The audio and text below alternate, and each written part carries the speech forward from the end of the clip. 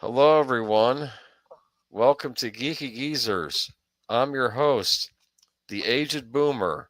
This is my co-host. The last call. Here we have Troy Pacelli over here. Welcome, everybody, to Geeky Geezers. I'm your host. Yes, anyway, I just said that. Right. Yeah, I don't know, man. It's been a week, hasn't it? It has been more so for some than others. Yep. But we all have our crosses to bear, I suppose. So Let me see. Have a great stream, my geeky friends. Well, thank you, Big Al, friend of the channel. Always good to see you yep. here. We go and discuss your guys' new movie. Haha, just having a little fun. What? What? The Grumpy Old Man I don't reboot? know. Is there a movie called Geeky Geezers? That would be awesome. Would be It's my awesome. 43rd birthday today. Well, happy birthday, Happy Tim. birthday, Tim. Yep. And you choose to spend it with us. Thank you. You could have yourself a cupcake. Last call with Troy Pacelli. Hello, love my life. Look at that. I love You you have too, an Matter. admirer in the chat. Yes, I do. Always do. All right. That's why I'm married. It's good to have a cheerleader in your corner at all times. You had a birthday recently. Yep. Wednesday was my birthday, and we celebrated on Friday. There you go. Okay. Jessica Hardo, welcome. Space Fraggle. Who else is here? Connie Cleary, Unscripted Raid. Yeah, Deleted Scenes was talking about his thoughts on the recent events in California. We'll also be commenting on that tonight. Oh, yeah. Big news there. Matt and Nui, welcome. And also Farm More will spill in as the evening goes on. I don't know. Aged boomers. Neither of us are actually boomers, but that's a long story of why I named myself that, and I don't feel like reiterating it again. But it looks like you scheduled Monday. That's why. Monday movie at the same time as Geeky Geezers. What? Oh, I must have put the wrong time. I'm trying to learn to use EVMux, and I set up a stream, and it's not complete yet, so don't worry about that. Work in progress. Yeah. But yeah, so here we are, and a bit to cover tonight. I almost think we have like two just big blocks to discuss, and then we're gonna have some little things afterwards. But so there's a meme going around. Don't know if you saw it. I sent a copy. Got it from Mark Melnikoff. It's the poster of Escape from L.A. now playing on Interstate 10. Oh man, that's depressing to think about.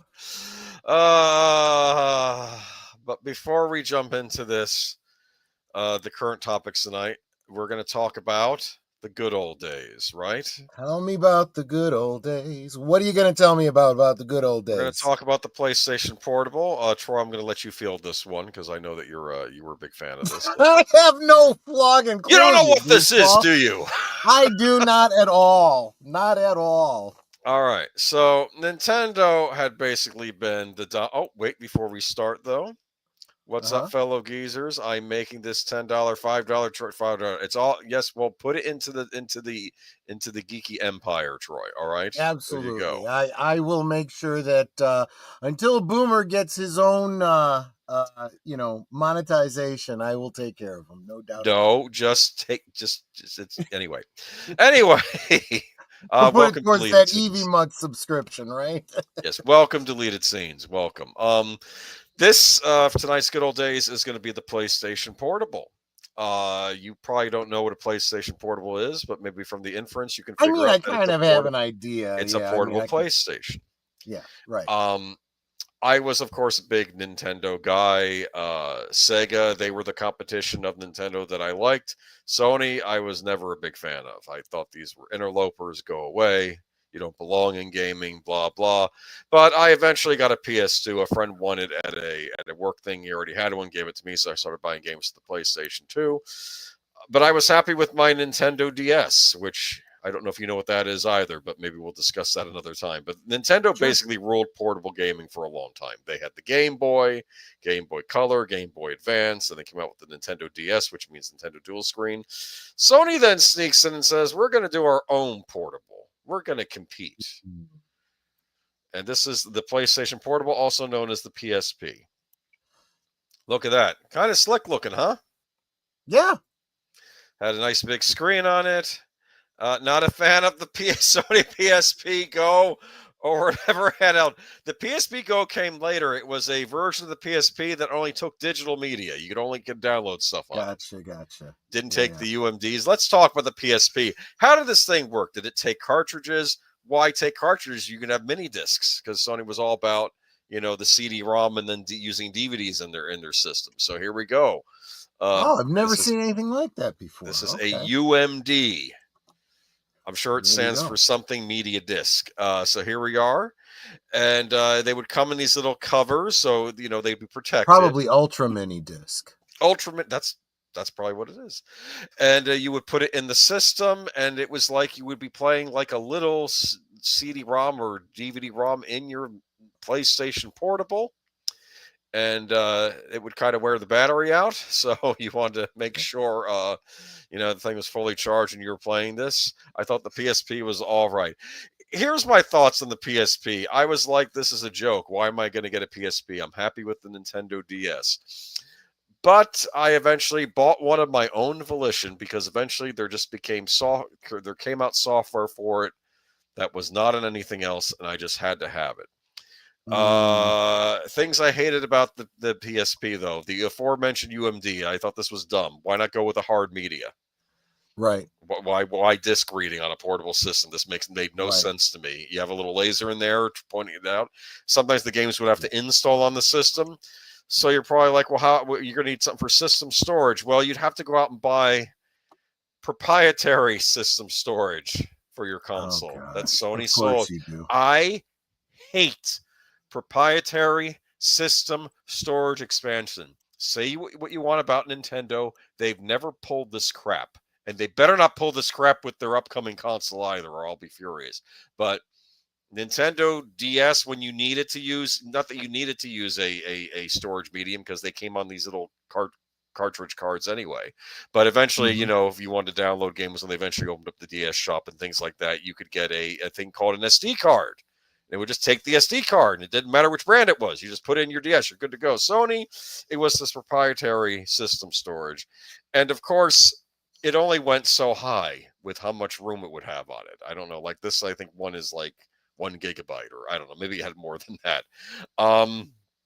Later on, I imported one from Japan because they had the biggest ones over in Japan. So I had to get one from Japan just to use on this thing, so I'd have as much system storage. It's a bit of a mess. Again, so I'm not really selling you on this, am I? No. Here you also got music, movie UMDs on this thing. Look at this.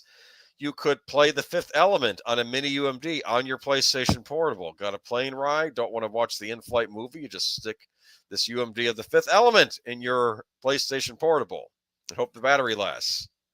So I'm taking it that this particular form of media didn't really take off. This UMD for movies.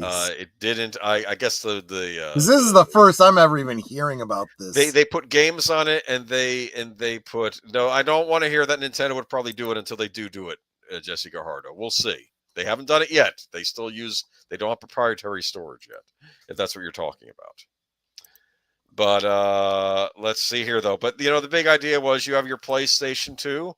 You love that Spider-Man 2 game on the PlayStation 2. Hey, why don't you play it on your PlayStation Portable? You get the console experience on the go. But, of course, then the argument is, well, why do I want to play this big Spider-Man 2 game on a little screen when I can play it on my TV, on my PlayStation? Right, exactly. See, Nintendo would offer alternative experiences on their portables, where Sony was more about just trying to bring the stuff they already had. And they would remix things, like they give you, like, the level layouts would be different at least, or they'd give you a different boss here and there, but it just seemed too similar. Yeah. Then, of course, you had, here's a remix version of Tony Hawk's Underground 2 Remix. Let me see. UMD was also promising because you put your music in your pocket like a cassette, but it didn't take off with record labels. Interesting. They did have uh they did have for the PSP, they did have I think you could put MP3s on there of your music. It would take up a lot of space, but you could use it sort of like an iPod, but there we go. But this was a neat feature that it had though. I discovered this. This was an app you could download. It had internet radio on it. This was an internet radio station player. Cool. So you would connect it to your Wi-Fi, and you would Mhm. just zoom around, and you'd find radio stations. And Nice. what I thought was interesting about this was I was able to listen to a station out in L.A. Topical tonight, I guess. And they used to Yeah. the what is it? The NPR station out there in LA would play this thing called LA Theater Works, which were audio versions of plays, and I'd get to listen to audio versions of all these various plays. Like I think the musical Working that was on there.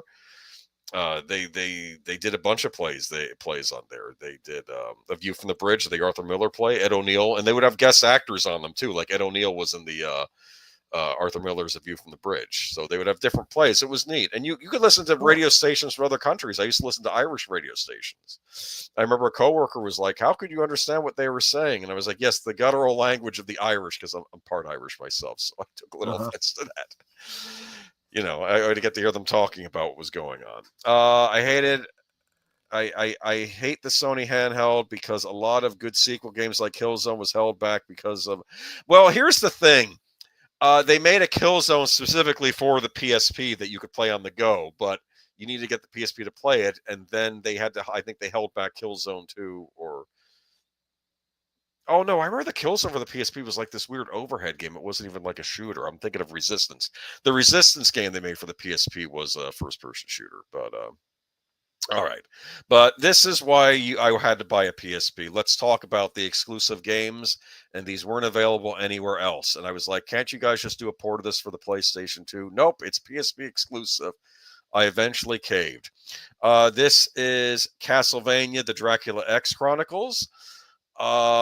This was a remake of Castlevania Rondo of Blood that was originally released for the PC Engine CD add-on. So of course I Mhm. didn't have one of those because I wasn't rich when I was a preteen. Okay, so I always wanted to play this game.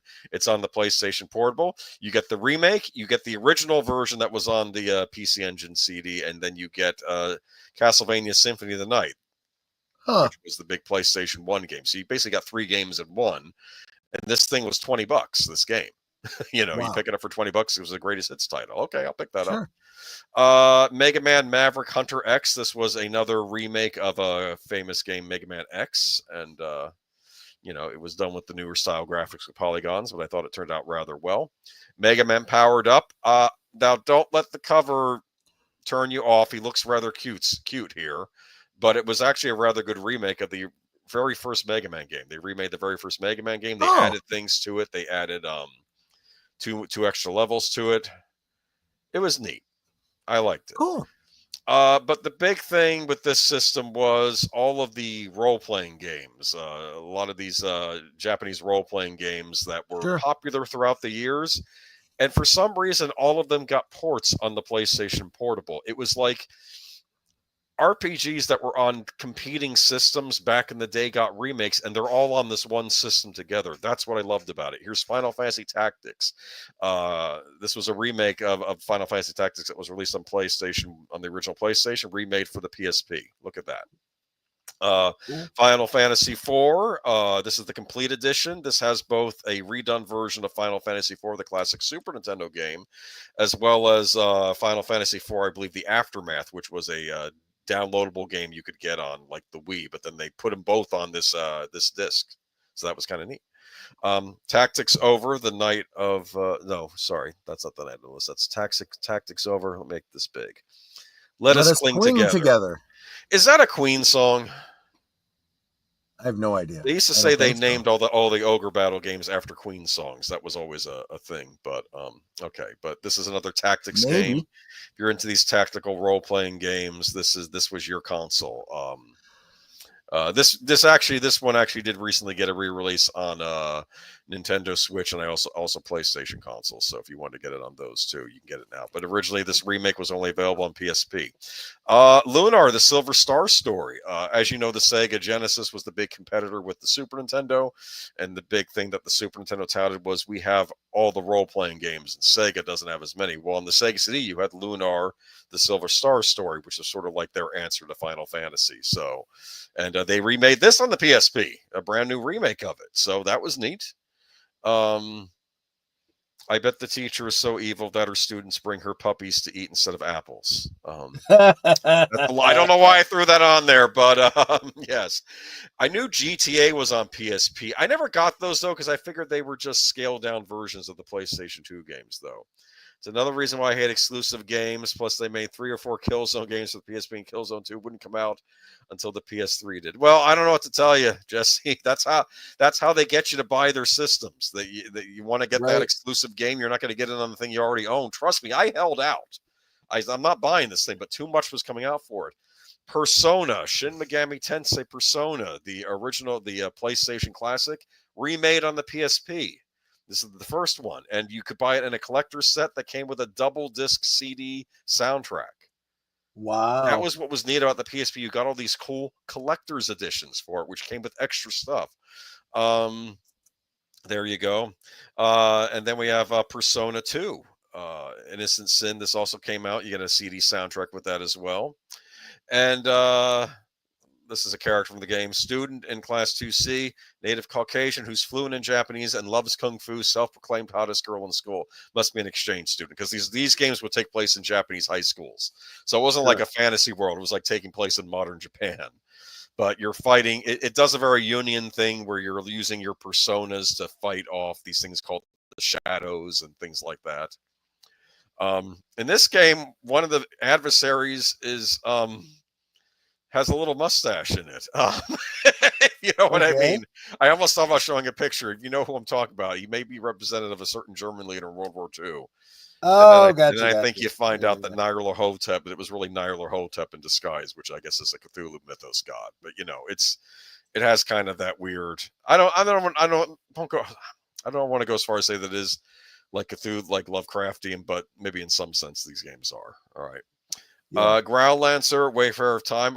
This is the fourth game of the Growlancer series. Came out in this. I'd like to say I played it. I own it. I just never got around to playing it though. But I like the female character design in this game though. So there we go. Yeah, I mean, I like their outfits. Okay. But my point is, this was a PSP exclusive, Jeanne d'Arc, which is a Japanese tactical role-playing game that's, I guess, an anime retelling of the story of Joan of Arc. Wow. I think they took liberties with the history. I think so, yeah. But this was a PSP exclusive. It's never come out on anything else. Half Minute Hero.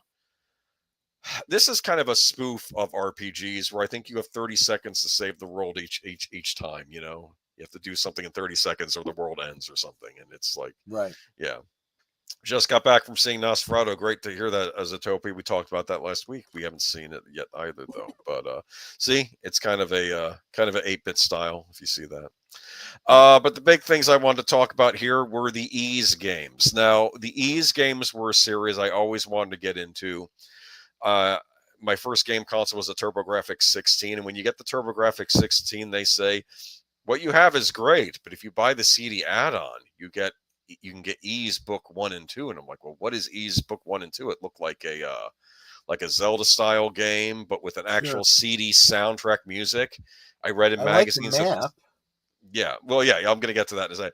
And the thing is, I could never afford the TurboGrafx CD. I think it was $200, $300. I'm a teenager. I don't have that kind of money. And if I was going to save up that money, I eventually just bought a Super Nintendo.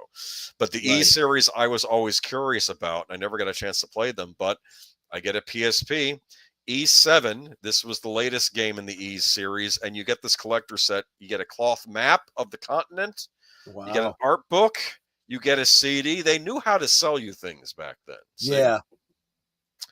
And later on, Ys, the Oath of Felghana. This was a remake of Ys 3 Wanderers of Ys, which was another Turbo CD game back in the day, which I could never afford. So now I get a fancy remake of Ys 3.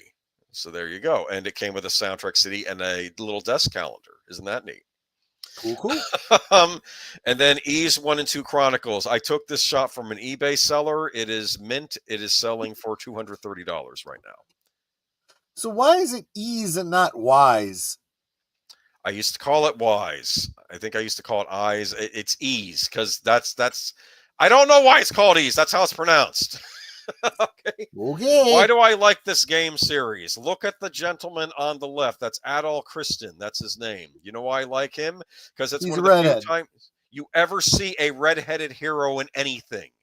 The main True. hero of this series is red hair, blue eyes. You never see that. Not that I need to see myself represented in media, but once in a blue moon, it's nice.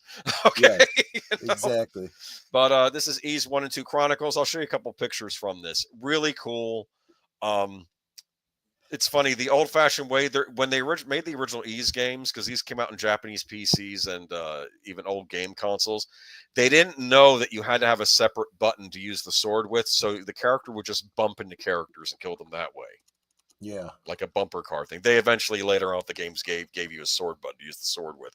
But they kept that intact with this game. But look at that cool boss, huh? And the neat thing about these old games is you got a new soundtrack that was done in-house at the company, which was like a rock band doing the soundtrack, very like metal guitars in the soundtrack. Or you could play it with the old school music. They gave you the option of doing either, so that was kind of neat. But there were some redheads in anime. I'm thinking of Outlaw Star. That's about all I hear here. That's all. I'm trying to think of other redheads in anime, but anyway, but all is not lost. And this will bring us into our first article of the night. I bought this week. This is available on PlayStation 5 and available on Nintendo Switch. I complain, what happened to the good old days of them releasing cool box sets of games for your modern system that came with extras like a CD soundtrack and art book and things like that. Well, the company that released Ys Oath of Felghana back in the day have re-released it on modern consoles, and they give you cool stuff in the box, $59.99. This is the PlayStation 5 version. I picked up the Nintendo Switch version, and you can get the PSP game now completely remastered in HD, and you can play it on your modern consoles. You can also get it on Steam if you have Steam account, and if you have an Xbox, I think you're SOL. But anyway, that brings us into tonight's Geeky Geezer. So, what have we learned tonight? Did you think you missed out on the PSP? I didn't ever really even think about it until tonight. But I think Ys because that's how you pronounce it in Japanese. Well, there you go. Okay, maybe that's how Wise is pronounced in Japanese. I was just gonna say maybe it should have been spelled then EES. I remember, you know what I called it when I would read magazines? I would call it Eyes. Eyes, okay. Like EYES. I think that's how I pronounced it. But maybe the magazine got it wrong. Maybe they read it in a magazine that way. Back before the internet, you had to do your best. Okay, you couldn't go online and say, what's the pronunciation of Hermione in the Harry Potter books? Which is how I would say it instead of Hermione. I don't know what Hermione is. I'm an American. I never heard that game. That's an English name, I assume. That is so funny. That's how I read the first three books I read. I kept hearing Hermione. Okay, that's anyway, but that's brutal, man. That's just brutal. Anyway, but it leads us into our first story of the night, which is 2025, the year of the PSP revival, starting with a bang. Because the idea is, why do these games have to remain on the PSP? Why can't they come out on modern systems, right? Right. And let me just bring up my notes here. That's another picture of Adol Christian. I don't know that he is a Christian, but I'm not saying that he isn't either. There's a religion in the game. I don't know. This is a funny game. The reason why I'm excited about this re-release, I complain about Japanese localizations and how they do stupid things like remove gendered language and put meme jokes in there and all that nonsense. Mm-hmm. Well, Yeah. this is the exact same localization that I got in 2011. They left it alone. Okay, so but oh, that's from last week. Hold on, give me a moment. Bear with me, people. Okay, but yeah, this article is, and I just lost it again, and now we have dead air. All right, why do I keep getting? Oh, because we're not on the 5th, we're on the 12th.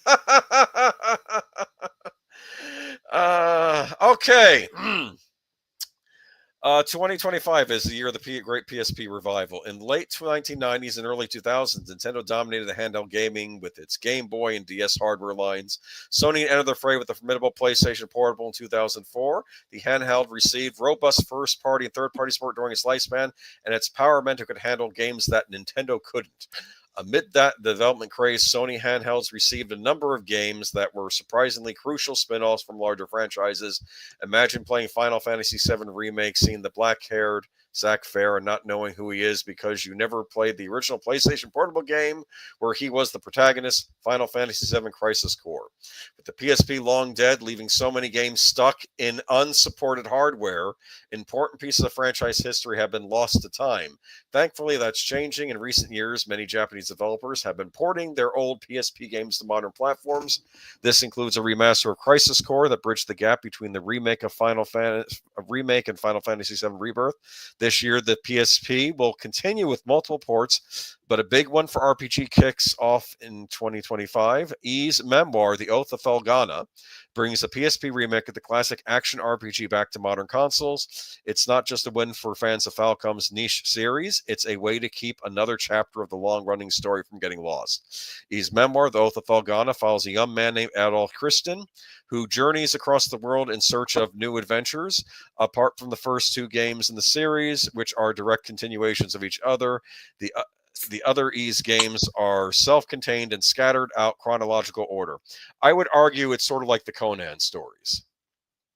You know how like Conan had many Sure. adventures, but they were sometimes told out of order when you read them. That's sort of what Adult Christian's whole thing is about. All right. Yeah. For example, Oath of Felghana is the third game in the Ys series, but the sixth chronologically out of 11 so far. It sits between Ys 4, Memoirs of Kelketa, and Ys 5, Kefin, The Lost Kingdom of Sand. We still have not gotten Ys 5 over here in North America yet, ever. Well, it's not too important to play the Ys games in chronological order. It's still helpful to know the timeline for other details. For example, Adol's friend Dogi accompanies him on most of his adventures, but he's not present in Ys 5. Why? Well, the ending of Oath of Felghana explains the exact context. In fact, Ys 5 is the only game in the series that hasn't gotten an official localization so far. It ever gets one, that makes Ys Memoir Oath of Felghana even more important as a remaster to all fans, both old and new. Dogi is like this big strongman friend of the character. Oh, he's like Lothar to Madrick the Magician. You know, that's how I would kind of. Okay, anyway. Another one of Falcom's franchises, Trails, previously suffered a timeline issue.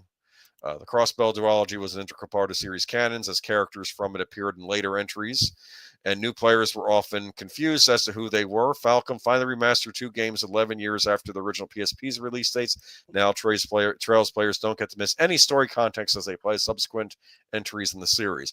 I'm hoping that we're getting to a point where I don't have to constantly dig out old hardware to play new games. Stuff should just be available ongoing on what you own. Like if you bought it on a prior hardware, just play it on the new hardware.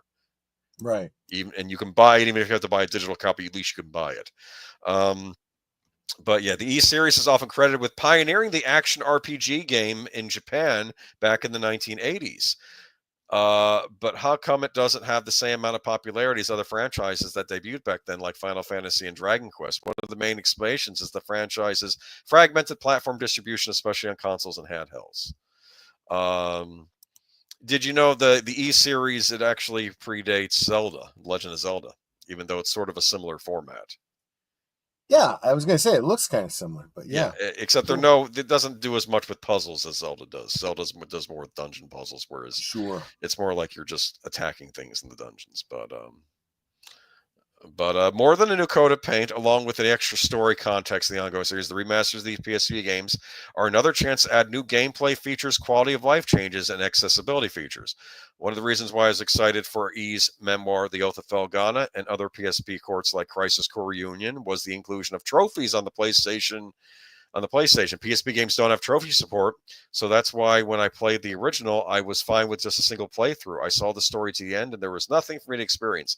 The memoir version, however, adds difficulty-related trophies for me to unlock, encouraging me to do multiple playthroughs. And let me see. While the trophy list is just the same as the PC achievements list on Steam, Memoir also adds a new turbo mode, which dramatically speeds up the game so I can blaze through dungeons I've already completed during my first playthroughs, decreasing the time needed to complete subsequent runs. So you level up in this game, like in most RPGs. So I assume that's the reason. But it's neat. But Oath of Felghana launches on PlayStation 4, PlayStation 5, and Nintendo Switch on January 7th. The digital copy is $29.99. If you want to get the physical copy with the goodies, it's $59.99. I assume on PlayStation 4, though, it's digital only. But it's worth checking out, whatever you can get it on. Look, I don't often get a chance to talk about geeky things that haven't been ruined, and this is something that has not been that's ruined. A good point. Okay, yeah. It's like they actually just took the original game, they released it, they kept the localization where characters say things that would get them, that would have gotten them trouble a year ago, like this, like Doggy runs into his childhood friend, and she's like, "Oh, you're boy 17, boy you are," like, yeah. It's a joke, like she filled out. That sort of thing. Yeah. There's another scene where you go into the weapon shop and the lady merchant at the thing, who's showing a bit of cleavage, she says, "I see that sword you have has had a lot of action." Oh gosh. And you're reading. I'm reading things, and I'm like, "Hi." And it's like, and then you read into the sword guy, and he's a buff dude, and I'm like, "Okay, well, I'm not going to try to insinuate what's going on with character NPCs in this game." Just saying. We'll just assume in our own headcanon. And then you run into the priest, and then there's an attractive nun in the church with him. Whatever non-Christian church, but it's probably clearly inspired by European Christianity. Sure. You know what I mean? Sure, but it's the continent you're on is called Europa instead of Europe. And one of the bad guy, a kind of a bad guy country that's known are called the Remans instead of the Romans. It's anyway, I don't know. I am shocked the company who made these games didn't do a re-release for every game console like Capcom with Resident Evil. The Ys series has been very spotty. They're doing better now, but for a while, like E6 would come out on the PlayStation 2. E6 came out on the PSP, but it was a completely different version of E6, where the character was all truncated and small, where he's looked normal on the PlayStation 2 version. I do have the PlayStation 2 version of E6. In fact, I think E5 is the only one I don't have. I'm doing pretty good considering, but yeah. Anyway, I was going to say you gotta choose your battles and choose what you're going to buy, because if you buy everything, you're in trouble. What do you mean if you buy everything and you're in trouble?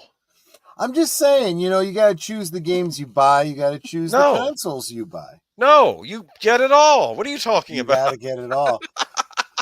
So you're telling me that you're going to be getting one of these Nintendo Switch 2s then, huh?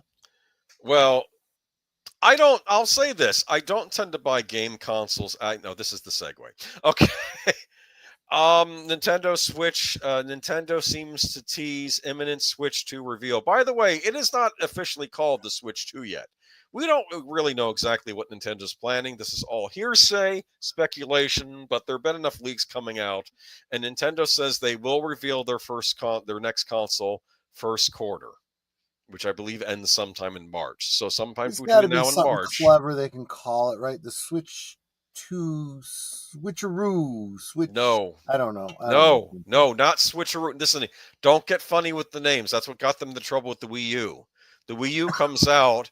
It was called Wii and U. That was their consequence. And no one knew it was a new console. Like the people that bought the Wii, it's like, is that an add-on for the Wii? No, it's a new console. Oh. It also didn't help that there was nothing out for the Wii U that I wanted badly enough to buy a Wii U. The big game was Rayman Legends, and I was like, okay, that game looks pretty cool. I'll get a Wii U for Rayman Legends. Oh, Rayman Legends coming out for your PlayStation 3. I already own a PS3. I'll just get it on that. That's what I said at the time. But okay. So actually, Switch 2 might actually be a good name for it. They should just call it the Switch 2. Yeah. I know they don't want to because they're Nintendo. They're going to want to call it something weird. Just call it the Switch 2. The Switch has been your biggest hit since the Wii. And unlike the Wii, I actually like that console. But okay, anyway, moving on. Nintendo seems to be hinting at the long-awaited Switch 2 reveal in a new social media update. Gamers have been eagerly awaiting the official unveiling of the next mainline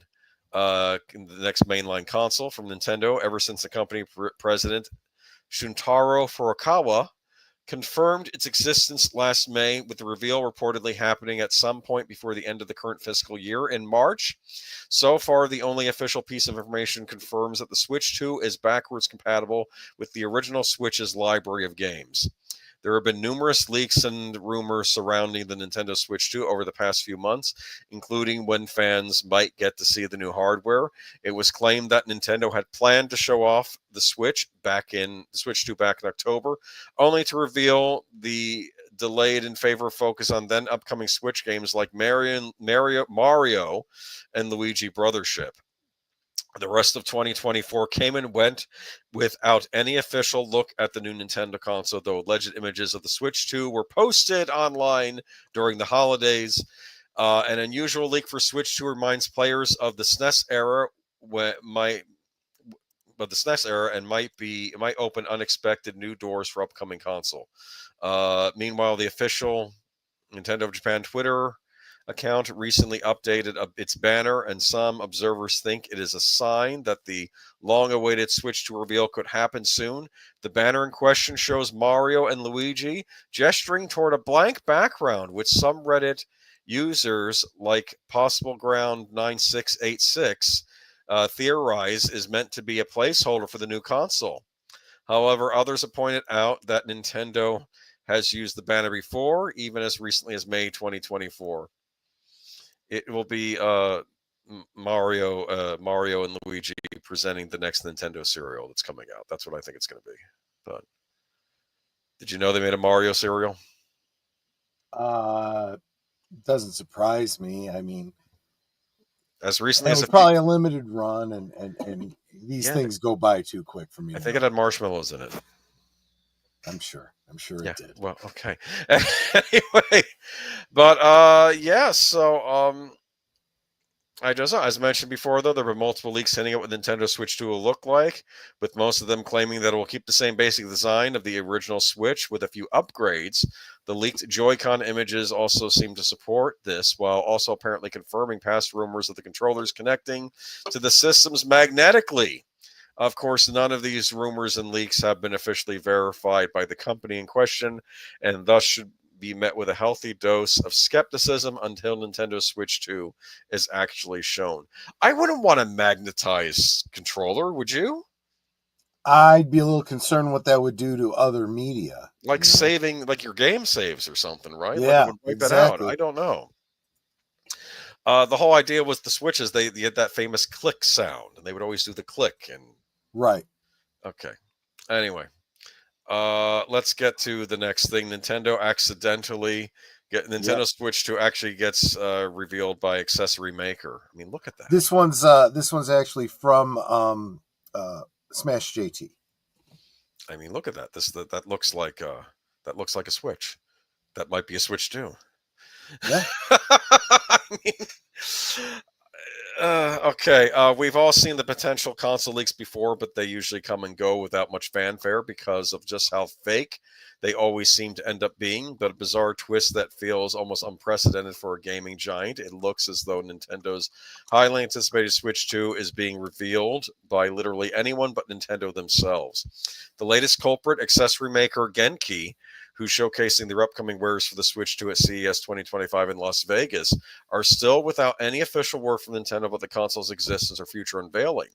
At CES this week, that's the Consumer Electronics Show, Genki unveiled accessories designed for the Switch 2, including a docking station and a carrying case. As most of you could probably tell by a close inspection of these pictures on the showroom floor, it is clearly a 3D printed Switch 2, and the company themselves has gone so far as to claim that this is a replica of the console. Genki is claiming the Switch 2 will be launching in April 2025. That wouldn't surprise me, actually, but I'll get to that later. While accessory manufacturers often get advance notice of the upcoming hardware, there's no official confirmation that this could be the case here. Genki's replica could simply be a mock-up, and their statements could be based on speculation rather than insider knowledge. But I got to be honest, pairing this with the leak of that the Joy-Cons would be magnetic of last year and seeing this in action leads me to believe this is a very real version of the Nintendo Switch 2. Adding fuel to the growing fire, Genki has launched their own dedicated webpage titled NS2 Accessories with the tagline, "The next evolution in gaming is coming. We're working on something extraordinary for the next handheld." While the marketing is certainly ambitious, it raises more questions than answers. Is Genki merely riding the hype train, or do they know something we don't? The rumored features of Switch 2 are supported by Numerama, include new Joy-Cons with an optical sensor on the inside that connects to the Switch 2 itself, and a new mysterious C button. They also showed off a new curved dock. These supposed upgrades hint at innovative changes to the console designs, but without any confirmation from Nintendo, their actual purpose remains anyone's guess at this point. Are these features real, or is this just another layer of speculation built on the silence from Kyoto? It seems to be it seems too solid to brush off at this point, which brings me to the obvious elephant in the room question. Where is Nintendo? Nintendo's radio silence on the Switch 2 is a bit puzzling. No, it's not. They're always like this, but that's JT's comment. I'm sorry. Right. To be kind in an industry where hype is often critical to the success of new hardware, it's wild how third-party manufacturer like Genki steps in the spotlight while Nintendo remains silent. Nintendo is like Willy Wonka. Like hiding the Switch 2 in the factory. Yeah. Yes. Yeah. And honestly, I would also say that, again, not knowing, almost anything about these games and whatnot, just from a pure marketing standpoint, this is gold. I mean, this has people talking. Yes. Sounds like excited. This can only be a good thing. But is it going to turn out that Nintendo told this company, put out the mock-up of the Switch 2 and we'll deny it, and it'll get people talking? I don't know if they're playing that kind of 3D chess. It's like Slugworth works for Willy yeah, right, exactly. Okay, historically, Nintendo has always been methodical with their announcements, choosing to reveal their hardware in their own timing. But no, in this case, the lack of any official statement is creating a vacuum that's being filled with rumors and unofficial but very real-looking reveals. I've been wanting to say, crap or get off the pot, Nintendo. That's been what I've been saying about the Nintendo Switch 2. Announce it already. Given the Switch's age, nearing its 8th anniversary and the demand for a successor, the time seems right for Nintendo to finally unveil the Switch 2, yet here we are with nothing from Nintendo, and now accessory makers hyping the console before Nintendo can even acknowledge it exists in the first place. Could that have something to do with stock trading? Like revealing this before their quarter results or something? That get the hype up, and this could get people wanting. That's an interesting speculation. Although I am going to have to say this: 8 years apparently is a long time in console years. We got to stop talking about dog years. Let's start talking about console years. Oh my gosh, it's 8 years old. It's ancient. It's already drawing down Social Security. That's old for a console. This started with the PlayStation 3 and Xbox 360. Console cycles used to be 5 years.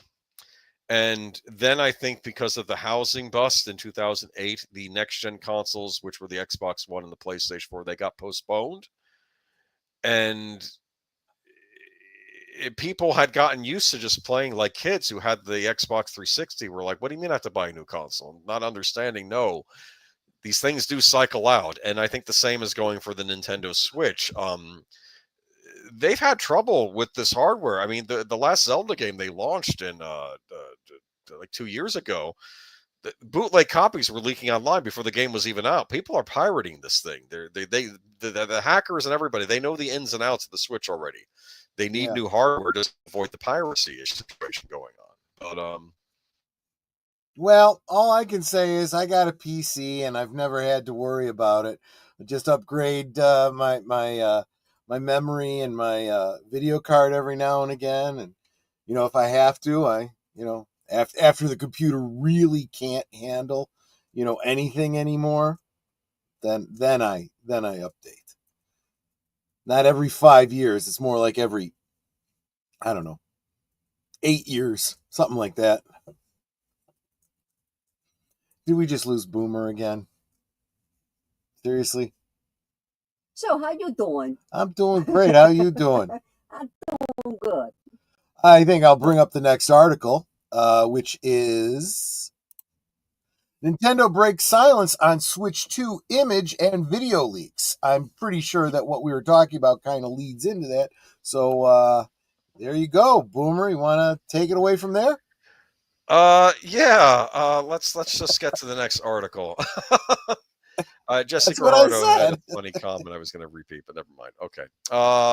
There we go. Nintendo breaks silence on Switch 2 image and video leaks. So Nintendo has issued a statement. So this came after the Smash JT article. Uh-huh. This was all the buzz. Keep in mind that I've not been talking about the Switch 2 stuff. Right. I've been waiting to talk about it because they were talking about it over the Christmas holidays. I'm like, no, I'm going to wait and see. So Nintendo and then all kinds of stuff comes out. Yes. Nintendo has responded to a question about the Switch 2 leaks popping up at CES 2025 this week. Speaking to Japanese outlet Sankei, a company representative mentioned how the spread of the images and videos at the U.S. Consumer Electronics Trade Fair was not official. Here's the machine translation, which is open to interpretation. A game peripheral manufacturer unveiled a model of a successor to the Nintendo Switch, a home video game console that Nintendo plans to announce within this fiscal year at a U.S. Consumer Electronics Fair. In response to the official spread of images and videos, Nintendo commented on the 9th that it was, quote unquote, not official. What do you That doesn't mean it's not true. It just means that's their statement, not our statement. That doesn't make it not true. It just means that's not their official statement. It might not seem much of a response, but Nintendo doesn't always comment on matters like this. The peripheral manufacturer Geeky kicked off leaks earlier this week at CES with its 3D printed. Yeah, we know all about that. Right. So Nintendo's official Switch successor announcement is scheduled to take place in the current fiscal year. I'm expecting sometime this month or possibly February or maybe March. Oh, wait, I'm sorry. I'm not helping, am I? Right. I agree, though, that I think April 25th makes sense for a console launch for this thing because the Switch launched in the spring as well. I think that was in the old days, Nintendo and most game companies, they would release their consoles in the fall. But I think Nintendo did something clever with the Switch. They released it, I think, either late winter, early spring. Because think about it, all your diehards are going to buy it at launch, right?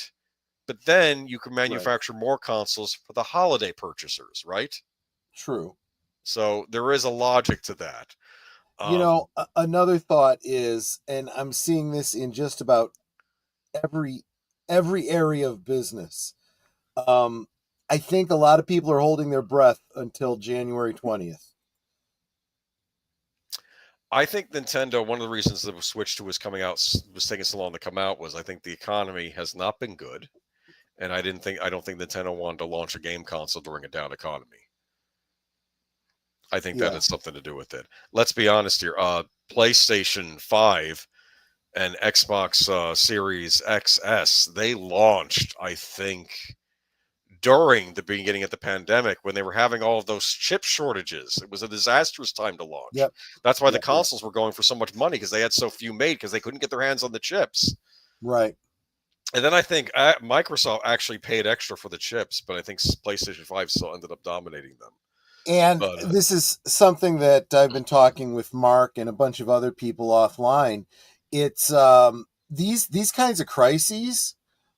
It started 4 years ago, and we're seeing a lot more of them. And it's not just the chips; it's pharmaceuticals, it's foods, it's imports. people are starting to realize this globalization is a real problem because stuff happens and then you can't get stuff. Maybe it's a little bit better if you get a little bit more self-sufficient, Just saying. You asked though if am I going to be getting Nintendo Switch 2 at launch? Isn't that what you asked? I didn't specify at launch. Oh, I was at just launch. saying Okay. you're gonna Well, get eventually, yes, probably. Yeah. Probably. It's a probably. I've often said in the past, this is my last Nintendo console. No more Nintendo consoles, and then I buy the next one. Okay, so I'm not going to bother saying that again this time around. Mm-hmm.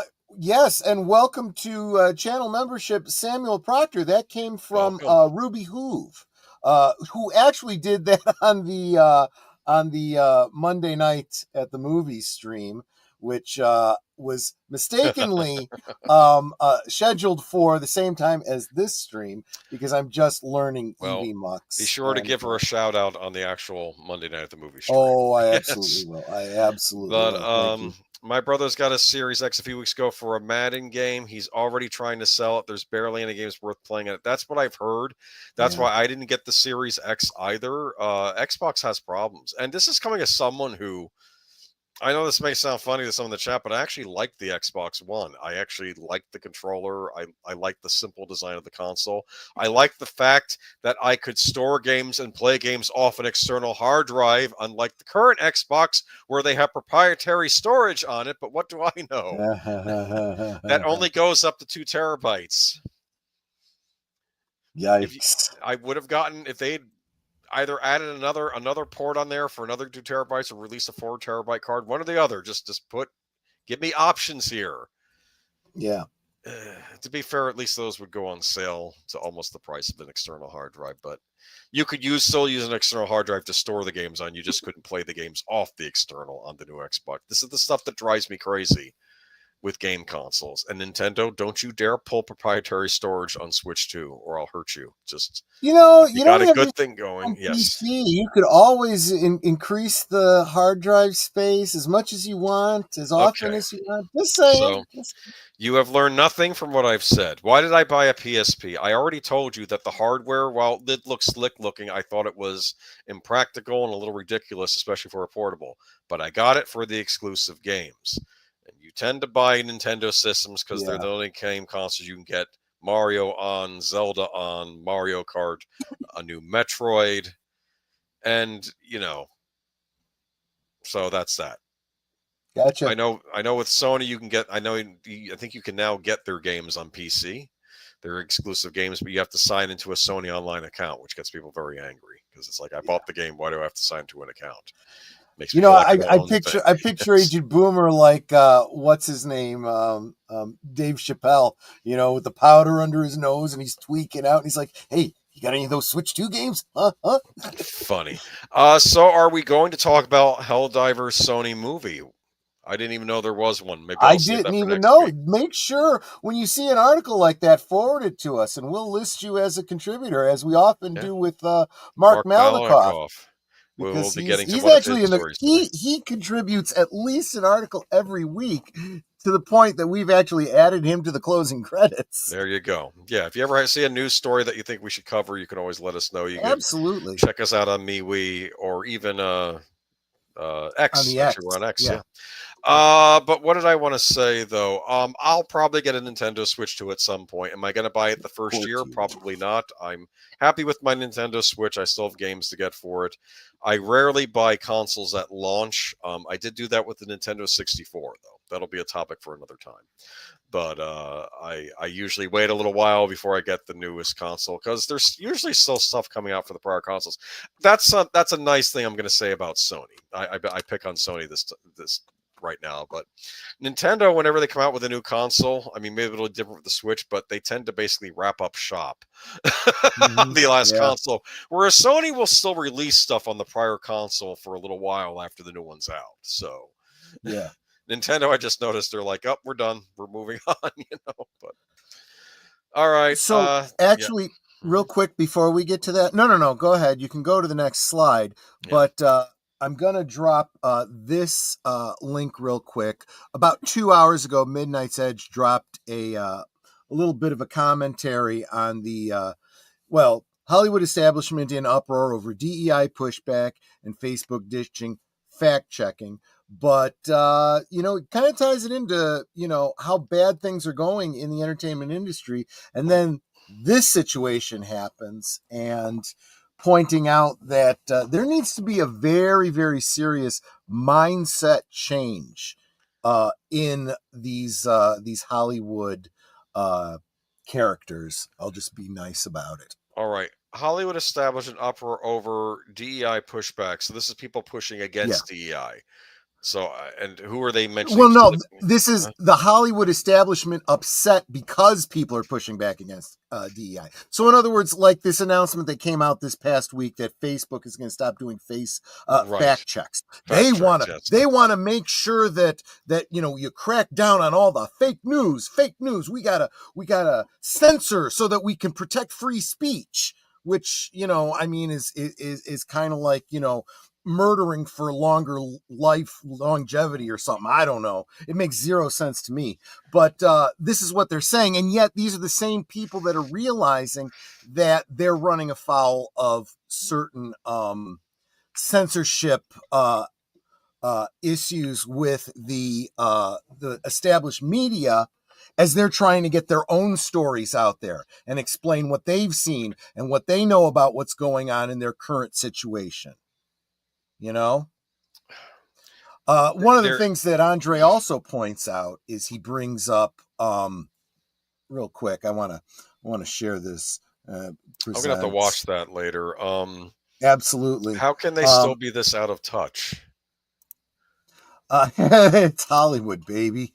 No, but seriously, like you're really now you're at an impasse. You need to start making money again. We need people to start engaging the brain and thinking critically. Let's go back to February of 2021 when people like Stephen King and Marina Sirtis and others were all in favor of, you stupid people in Texas. Your power grid has gone down because you voted the wrong way. You deserve what's happening to you. Oh, but don't say that about us in California. No, that would be wrong. But it's okay for us to do it to you, right? That's ridiculous. Now, let me be clear.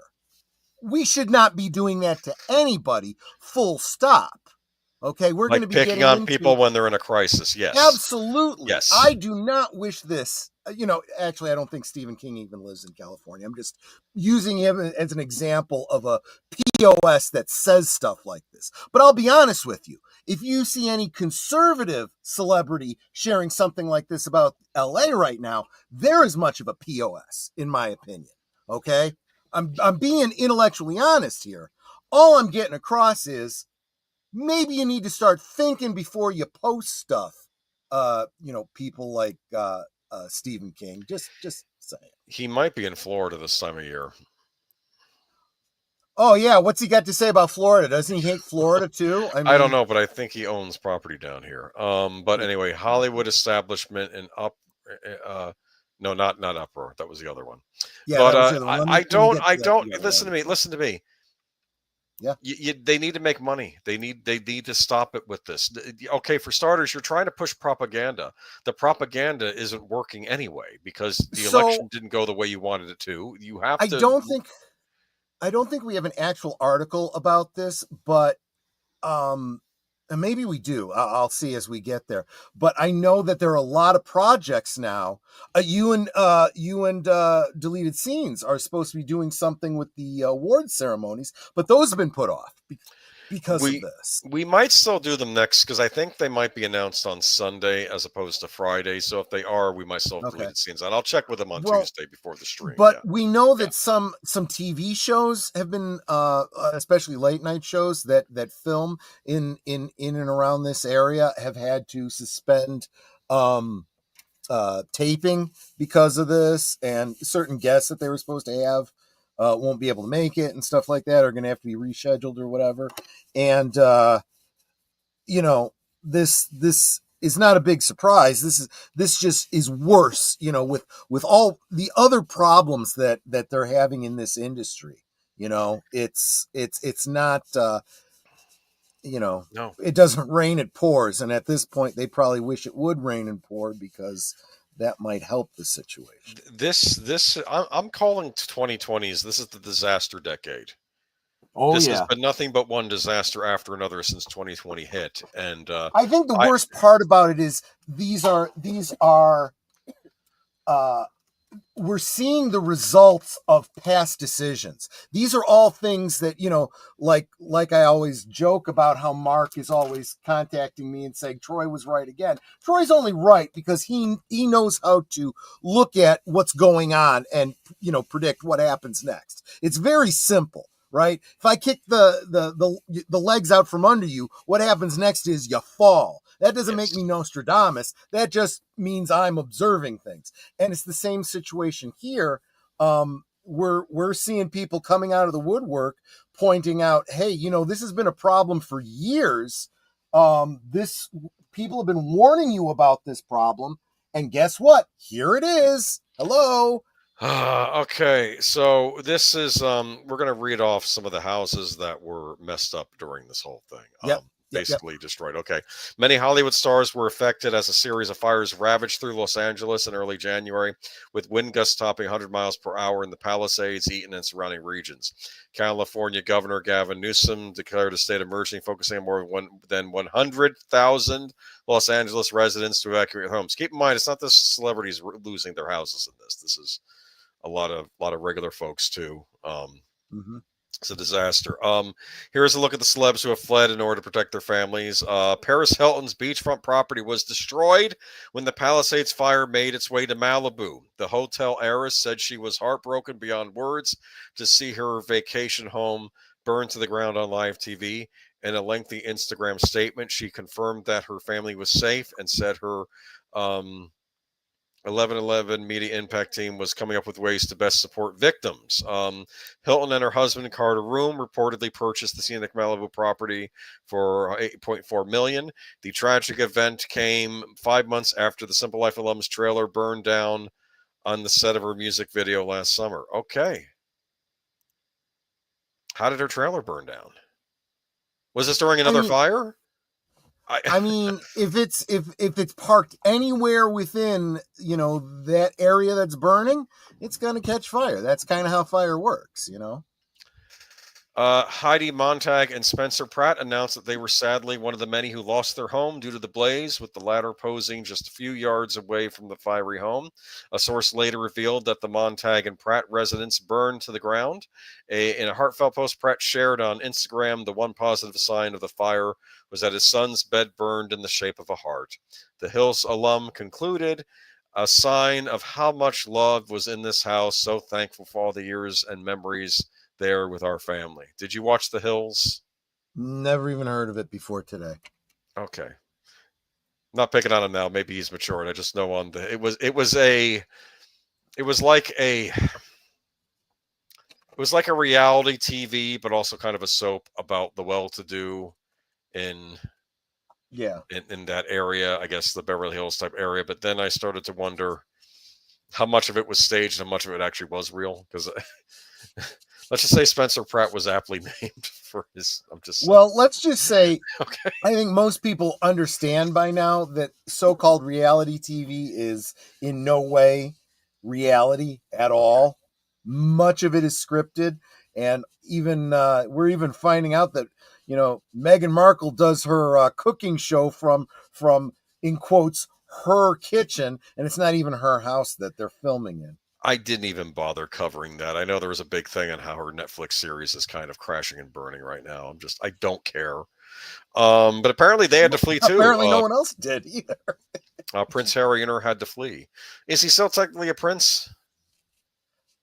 Technically, yes. I Okay. mean, it's he is not in line to inherit the throne, so No. it didn't matter one way or the other, really. So he's no longer a spare. Yeah, exactly. I had a problem when that book came out because then I found out it was ghostwritten. I'm like, you're a prince. You could have hired the best creative writers to teach you how to write, and you had someone else do it for you.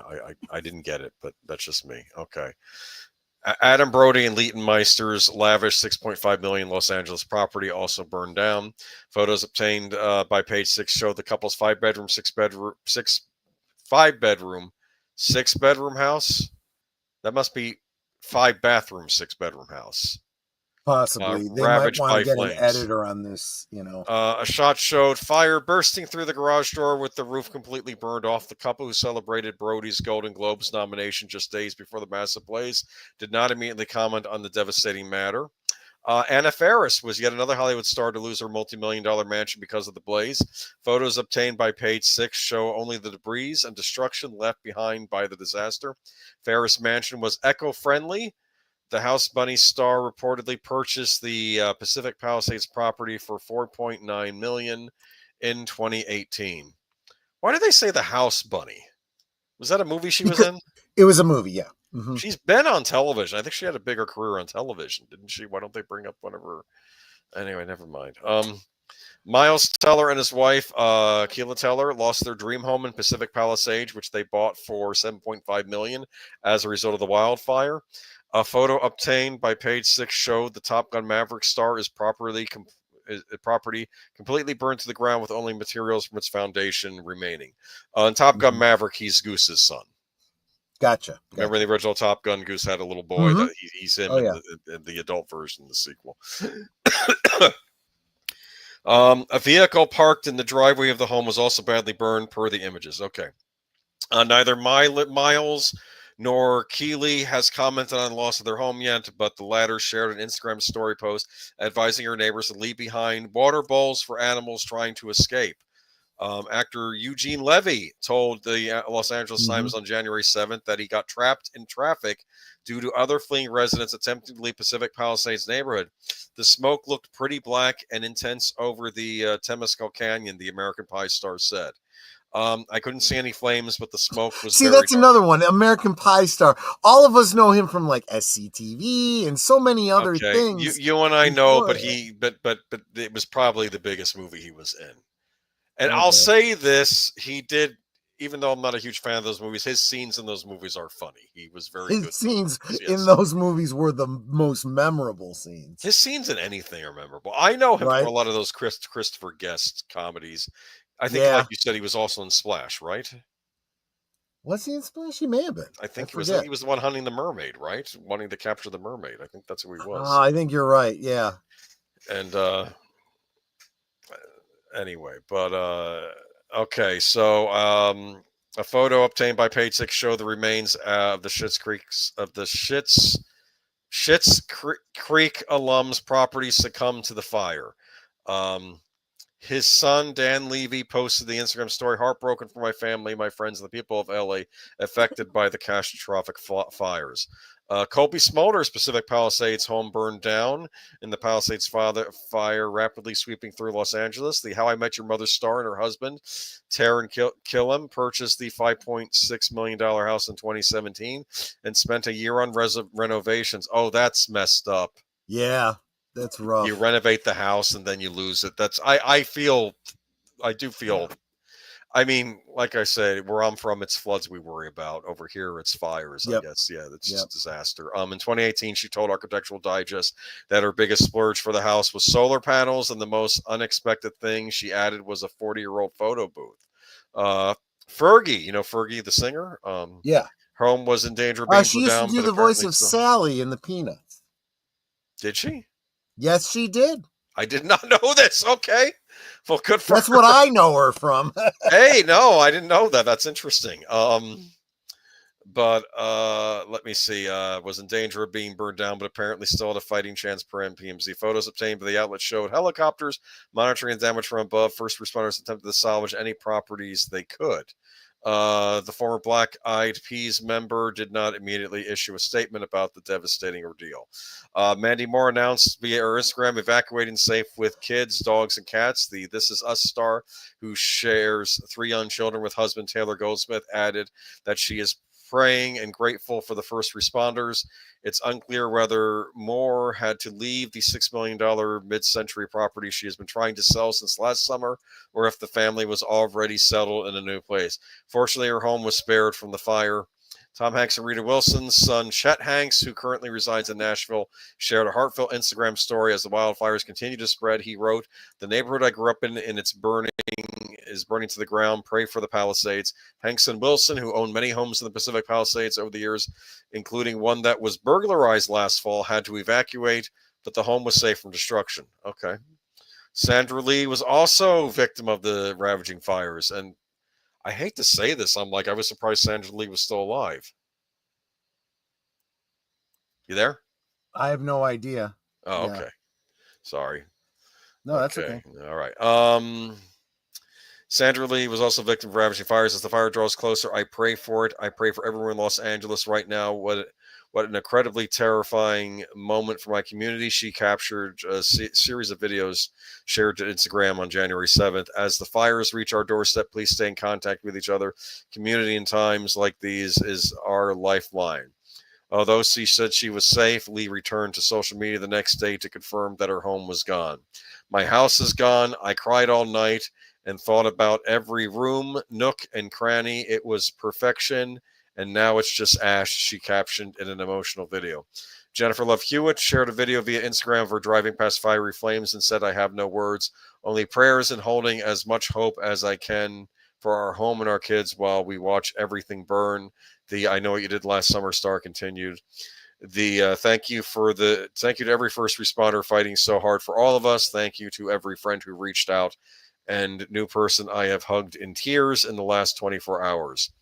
Police Academy star Steve Guttenberg, who also lives in the area, urged residents who abandoned their vehicles to leave their car keys so fire engines can get through.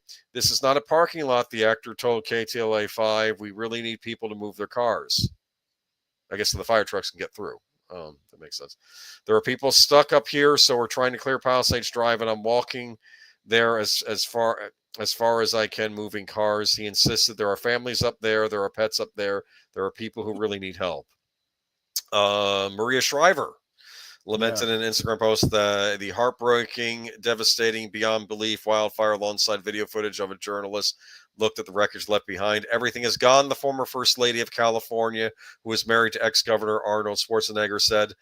Our neighborhood, our restaurants, all of our friends have lost everything. We have evacuated but are safe, but people have lost everything." Shriver praised the firefighters, but noted the blaze was massive and out of control.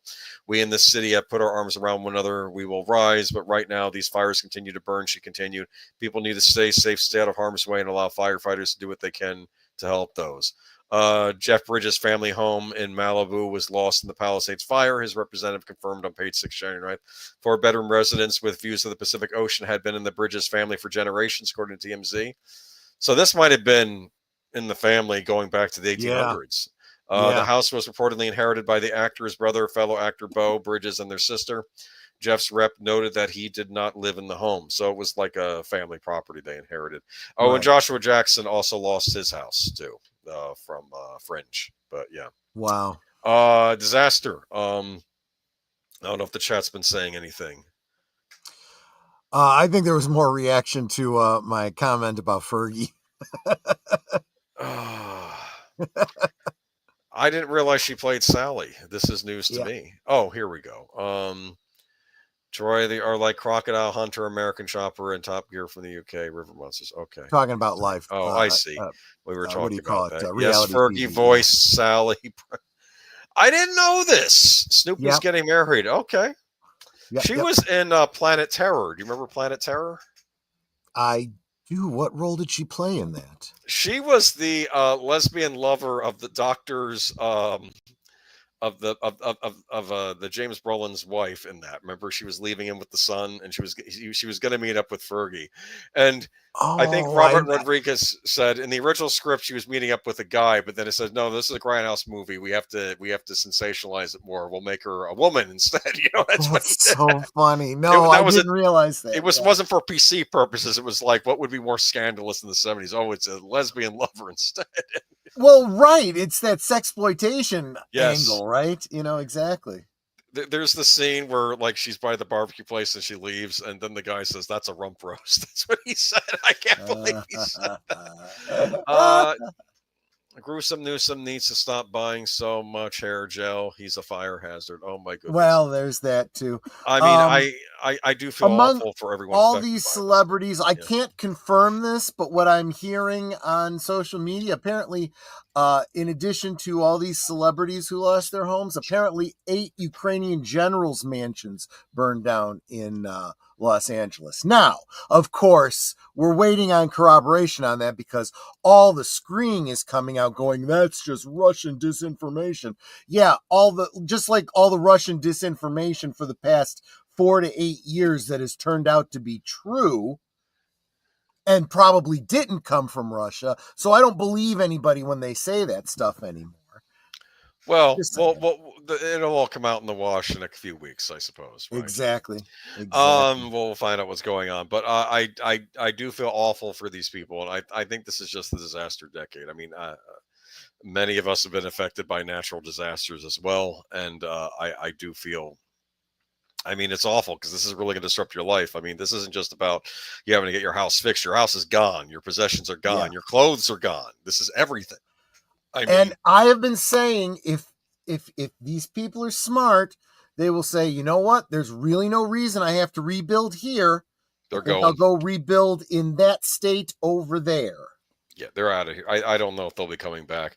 I mean, think so about it. So many people were leaving LA and California, Southern California. I think Tom Hanks was moving. I think he had property elsewhere. I mean, I think it's just... Yes, but the property he did have, gone now. He's one of the people marked up in this map right there. No, but I think he had a house. I might have had a house either in Texas or Tennessee or something. I think he had property elsewhere also. Well, that's the other thing to remember. Not all of these people, but some of these people lost, a winter home or a home that they live in when they're working, but otherwise they live on the other coast or in another country or whatever the case is. But I don't know that some of these people have multiple homes. I mean, some of them may have just, I don't know. Like I said, we're going to find out. I mean, I guess... Actually, I'm not going to make that joke. There's no jokes. Another one that wasn't in this article, because I noticed they kind of avoided mentioning a lot of the conservative people that lost houses too. Like, for example, Mel Gibson lost property in this fire. Yeah. Yep. And so did his friend Vernon Wells, also lost his house. We were talking with Tom Conkle on Friday about that. So, but apparently, some people don't merit, because if you're not in the club, they're not going to talk about you, I guess. So I thought about looking for pictures of the burn houses too to play during this, but this isn't for entertainment. I don't want to. No, yeah, I did the same thing with the thumbnal. I thought about it, and then I'm like, general picture of the fires in the distance, but not the actual, because you don't know who's house it is you're showing a picture of, because we had floods from hurricanes this summer. We got spared this time around, but other places like in neighboring towns didn't. And people walking waist deep in water, and I don't know, their houses could be destroyed at this point. And then I heard some guy was driving by and go, "This is what you get for building your property on a swamp." And I would have punched that guy if I'd seen him. Probably some guy out of state or something making some comment. That really is stupid, because honestly, I've come to, and let's face it, there are places that are at higher risk than others. Right. But honestly, it comes down to, if you've inherited a house or this is where you lived all your life, you may not have the money to move out of state. I talk about wanting to move out of state. This is not something I will be able to financially be able to do unless, God forbid, something like this happens and everything is destroyed and I got nothing to move, and I take a big insurance payout and buy a house somewhere else and start all over again. Then I can do it. Moves are very stressful, and they're very time. Or even even worse, eventually when my mom passes, I got an inheritance coming there. Right. Okay, well then I can put that towards a house in Texas and start the process of moving there. But as it stands right now, I can't afford to do that. But there is no place that's truly safe. Here in the Midwest, we're mostly safe from most things. There are some places that worry about flooding, but my house isn't one of them. We don't live in a floodplain. In theory, we could get hit with really serious blizzard, but honestly, most of the people that live here are pretty much prepared for that because it has happened in the past. The only thing I can think of is we do have a forest across the street. If that caught fire, it's a remote possibility that an ember could come. I agree, but the thing is that we're never going to see something like that over there, like they're having over here, because we have forestry that actually maintains the forest. Goes through, picks up the dead leaves and stuff, and does controlled burns. Things that your taxpayers, your tax money is supposed to pay for and is supposed to be done. Just saying. Just mentioning that. But I think you did find deleted scenes. I don't think you have to worry. It looks like you used Canva and stuff. Yeah, it's fine. And I mean, I could just as easily, my house could be hit by a tornado, right? And I could get hit, and everyone on my side of the street can get hit, and then all the houses behind me could be just fine. And what are they going to say? That serves you right for building a house where a tornado could hit. Well, a tornado could literally hit anywhere. Look, the point is there's no predicting these things. And, the one thing I was worried about, though, we seem to be having more flooding around my area than usual. And I'm starting to wonder if they're not building buildings to spec like they're supposed to be. I heard they're putting... See, this is what you're talking about is exactly what I was talking about with the Florida situation is there are certain things that, yes, climate has an impact on, but there's also... what we do with our own immediate environment or fail to do with our own immediate environment. Mixing sand in with dirt instead of just using dirt like you're supposed to. So the water, the dirt absorbs the water. Cheap management of water runoff can lead to flooding. And I've heard that too. I'm not going to get into details about that because I don't know full things, but like maybe if money's allocated for something, please just use it for what was allocated instead of sitting on it. So I've already done this, Jesse. There is a fault line that runs through Illinois, but it's so far south of us, we barely ever even feel tremors. I don't even remember any in my lifetime, although my mother tells me there was one that I was just unaware of. As far as earthquakes, forest fires, again, never had any in our area. Flooding, yes, we've checked all the floodplains around us, and there are areas close to us that can flood, but we're pretty high. Even in the immediate area, the school next to us is going to be flooded, and it's going to have to be up to 10 feet before it even gets to us. We don't have any major waterways near us. We have great drainage. And as far as weather conditions, the only possibility, which I guess we're not going to get because of global warming now, I guess, snow doesn't happen anymore. Oh, wait, that is happening to a lot of people these days, isn't it? Anyway, the point is, I lived through the blizzard of 79, and everyone around here knows how to deal with snow at this point. And, polar vortex.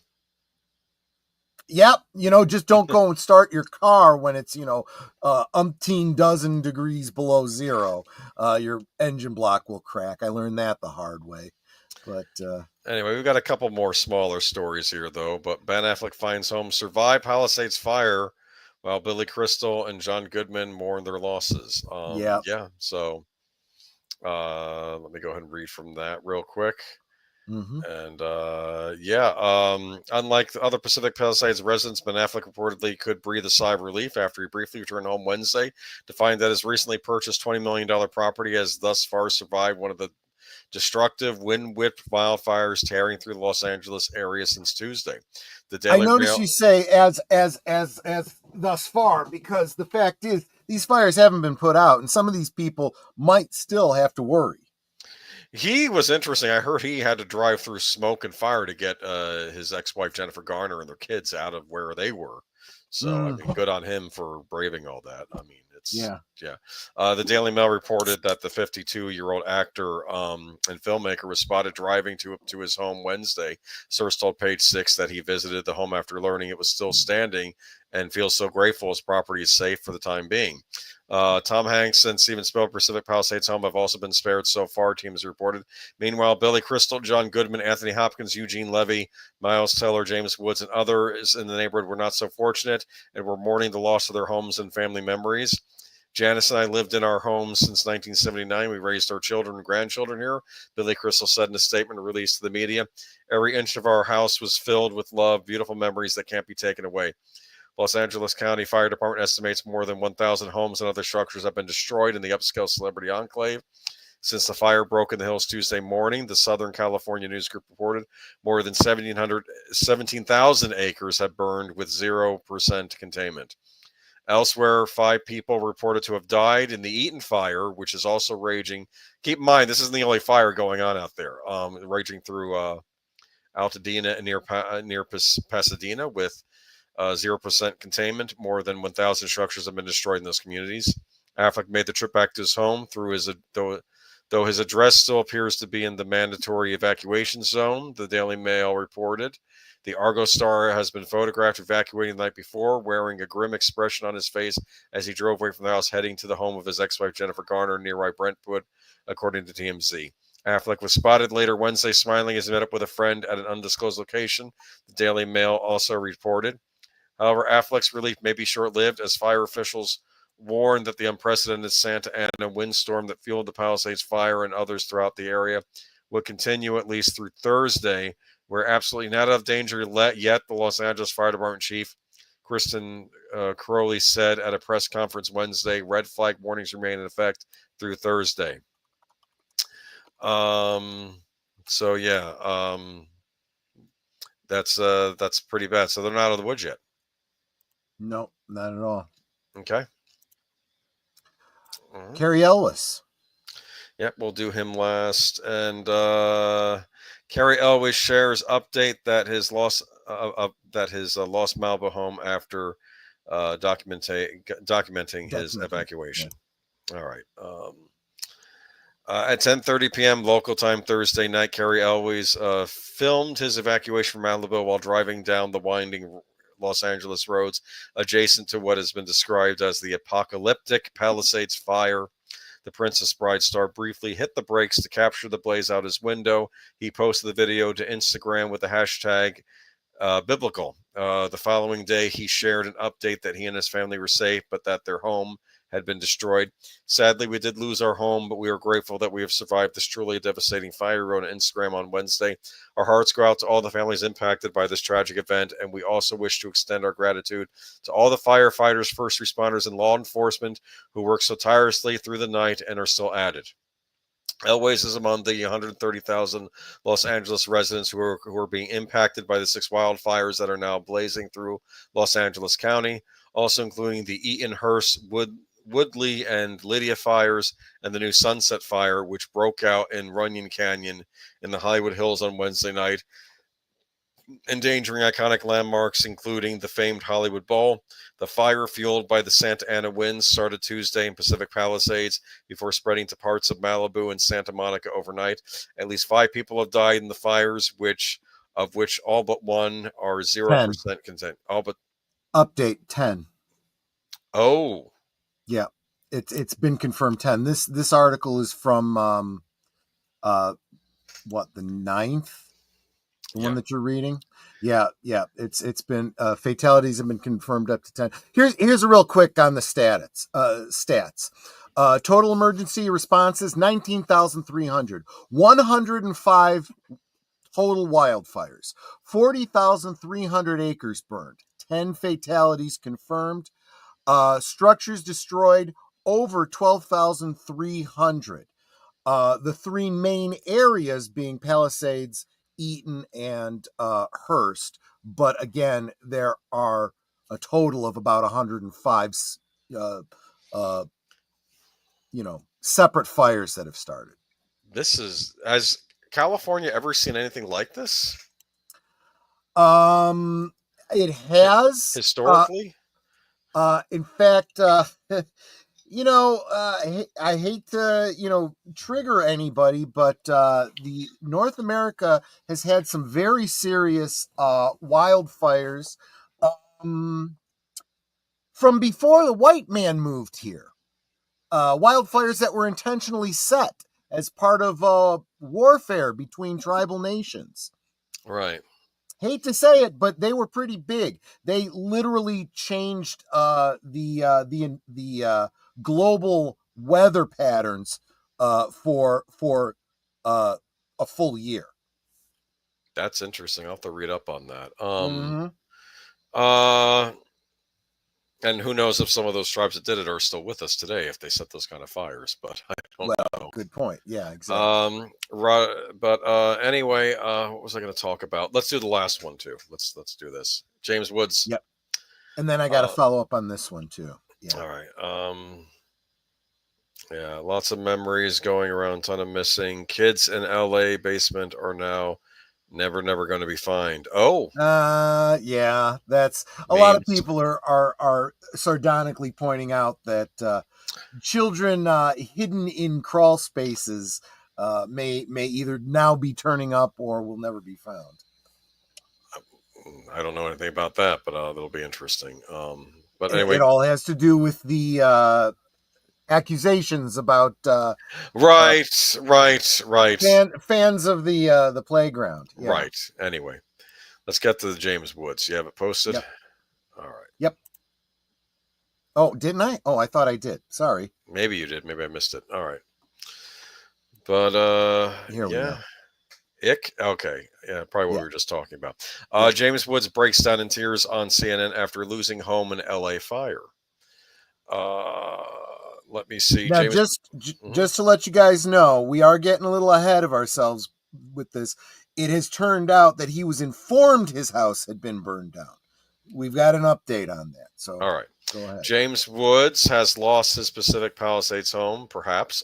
Speaking to CNN, the 77-year-old Vampires and Once Upon a Time in America actor broke down in tears discussing the harrowing situation in his neighborhood. One day you're swimming in the pool and the next day it's all gone, Woods said, speaking on air with CNN's Pamela Brown. He recalled an emotional moment when his wife, Sarah Miller Woods' 8-year-old niece, retrieved her piggy bank in order to help them rebuild their house. I heard this, yeah. Woods recounted his evacuation, how he helped his 94-year-old neighbor who has dementia get to safety. He'd been left alone, Woods said. There was so much chaos, it was like an inferno. Every house was on fire around us. Speaking about the destruction, Woods said, I thought I would be stronger than this before wiping tears from his eyes. Brown responded, strength is not measured by whether you hold in crying. Strength is what you were doing and helping your neighbors and shining a light on the great, amazing work of all those firefighters and crews. On Tuesday, Woods documented the fire sweep through Palisades on X, posting photos and videos from his neighborhood engulfing in flames. There is no possession as priceless as friends and good neighbors during a tragedy, he wrote. I can't believe the blessings we enjoy, and I'm humbly grateful. And as additional fires have broken across Southern California, forcing tens of thousands of residents to evacuate their homes, Hollywood has canceled sewer premieres and events. Shows including Hacks and Suits of LA have also halted production. So you were saying there's an update? Yeah, I just posted it. I had to split the post, but all right, and so I'll read this one. Yeah, thank you. James Wood posts on X that his house survived the Los Angeles wildfires. Actor James Wood says his house in Pacific Palisades has survived the Los Angeles wildfires that had devastated much of the neighborhood. A miracle has happened, Woods posted on X. We managed to get our property and our home that we were told is gone forever. It's still standing. Woods added, in this hellish landscape, standing is relative, but smoke and other damage is not like the utter destruction around us. Earlier this week, Woods was among hundreds of thousands of around Los Angeles who were forced to evacuate as the fire spread and intensified. He has posted regular updates on X showing charred ruins of homes near his and had been convinced his house would fare no better. So many beautiful messages from all of you, he posted later Friday.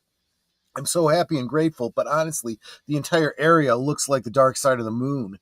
Numerous celebrities from Paris Hilton, and we've already talked about that. So he, it was a miracle for him. And he, in another post, he was showing the damage.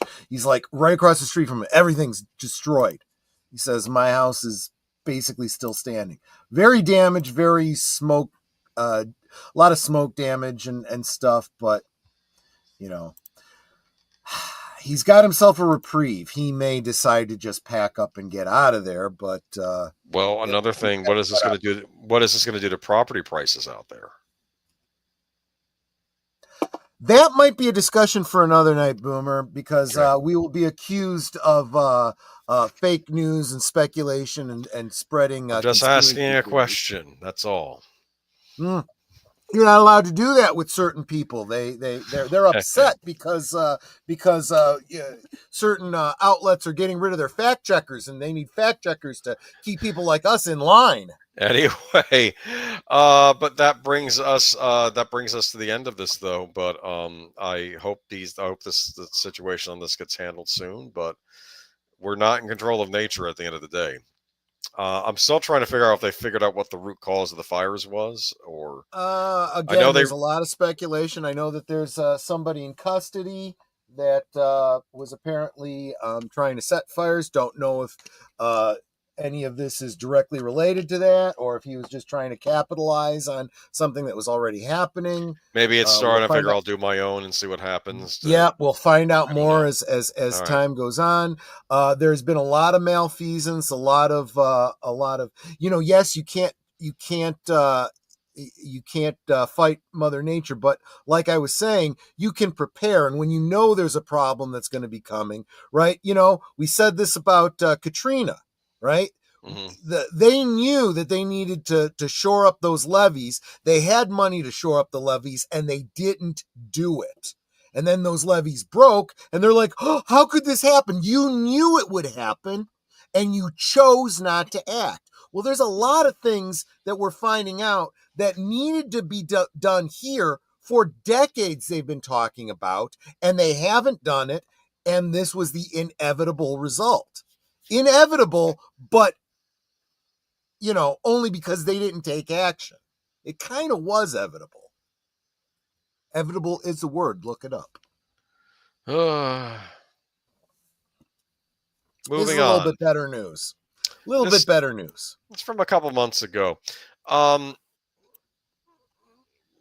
to be petty, especially in late the so news, but I had a situation a few years ago where most of my large books got destroyed in the Hurricane Ian, and I was a little angry about 4 books in particular, which were the collected Top Cow Tomb Raider comics, because one, I didn't get the big bound volume that got released originally, but then they re-released these, so I snatched them up and I got them all, and I was going to read them, just didn't get around to it. And then I remember looking at them a few weeks before the hurricane happened, and then the flood happens and they get destroyed. And of course, the individual volumes now go for hundreds and hundreds of dollars, way more than what I paid.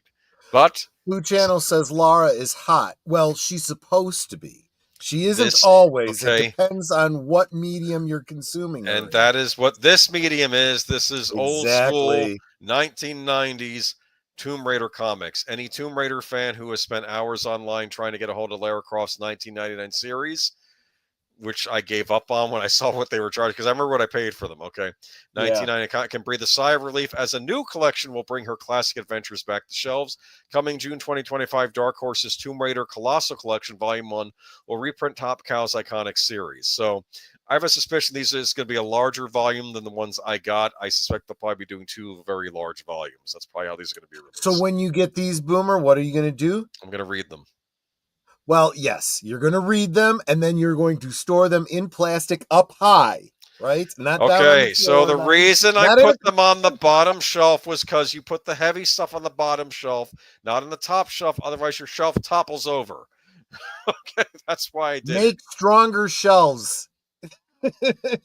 This will probably go into storage after I'm done reading them. Anyway, just stored high, right? Second floor. Okay. Anyway, I swear, I was waiting. I thought you were going to make a joke about Lara wanting to be on the bottom or something.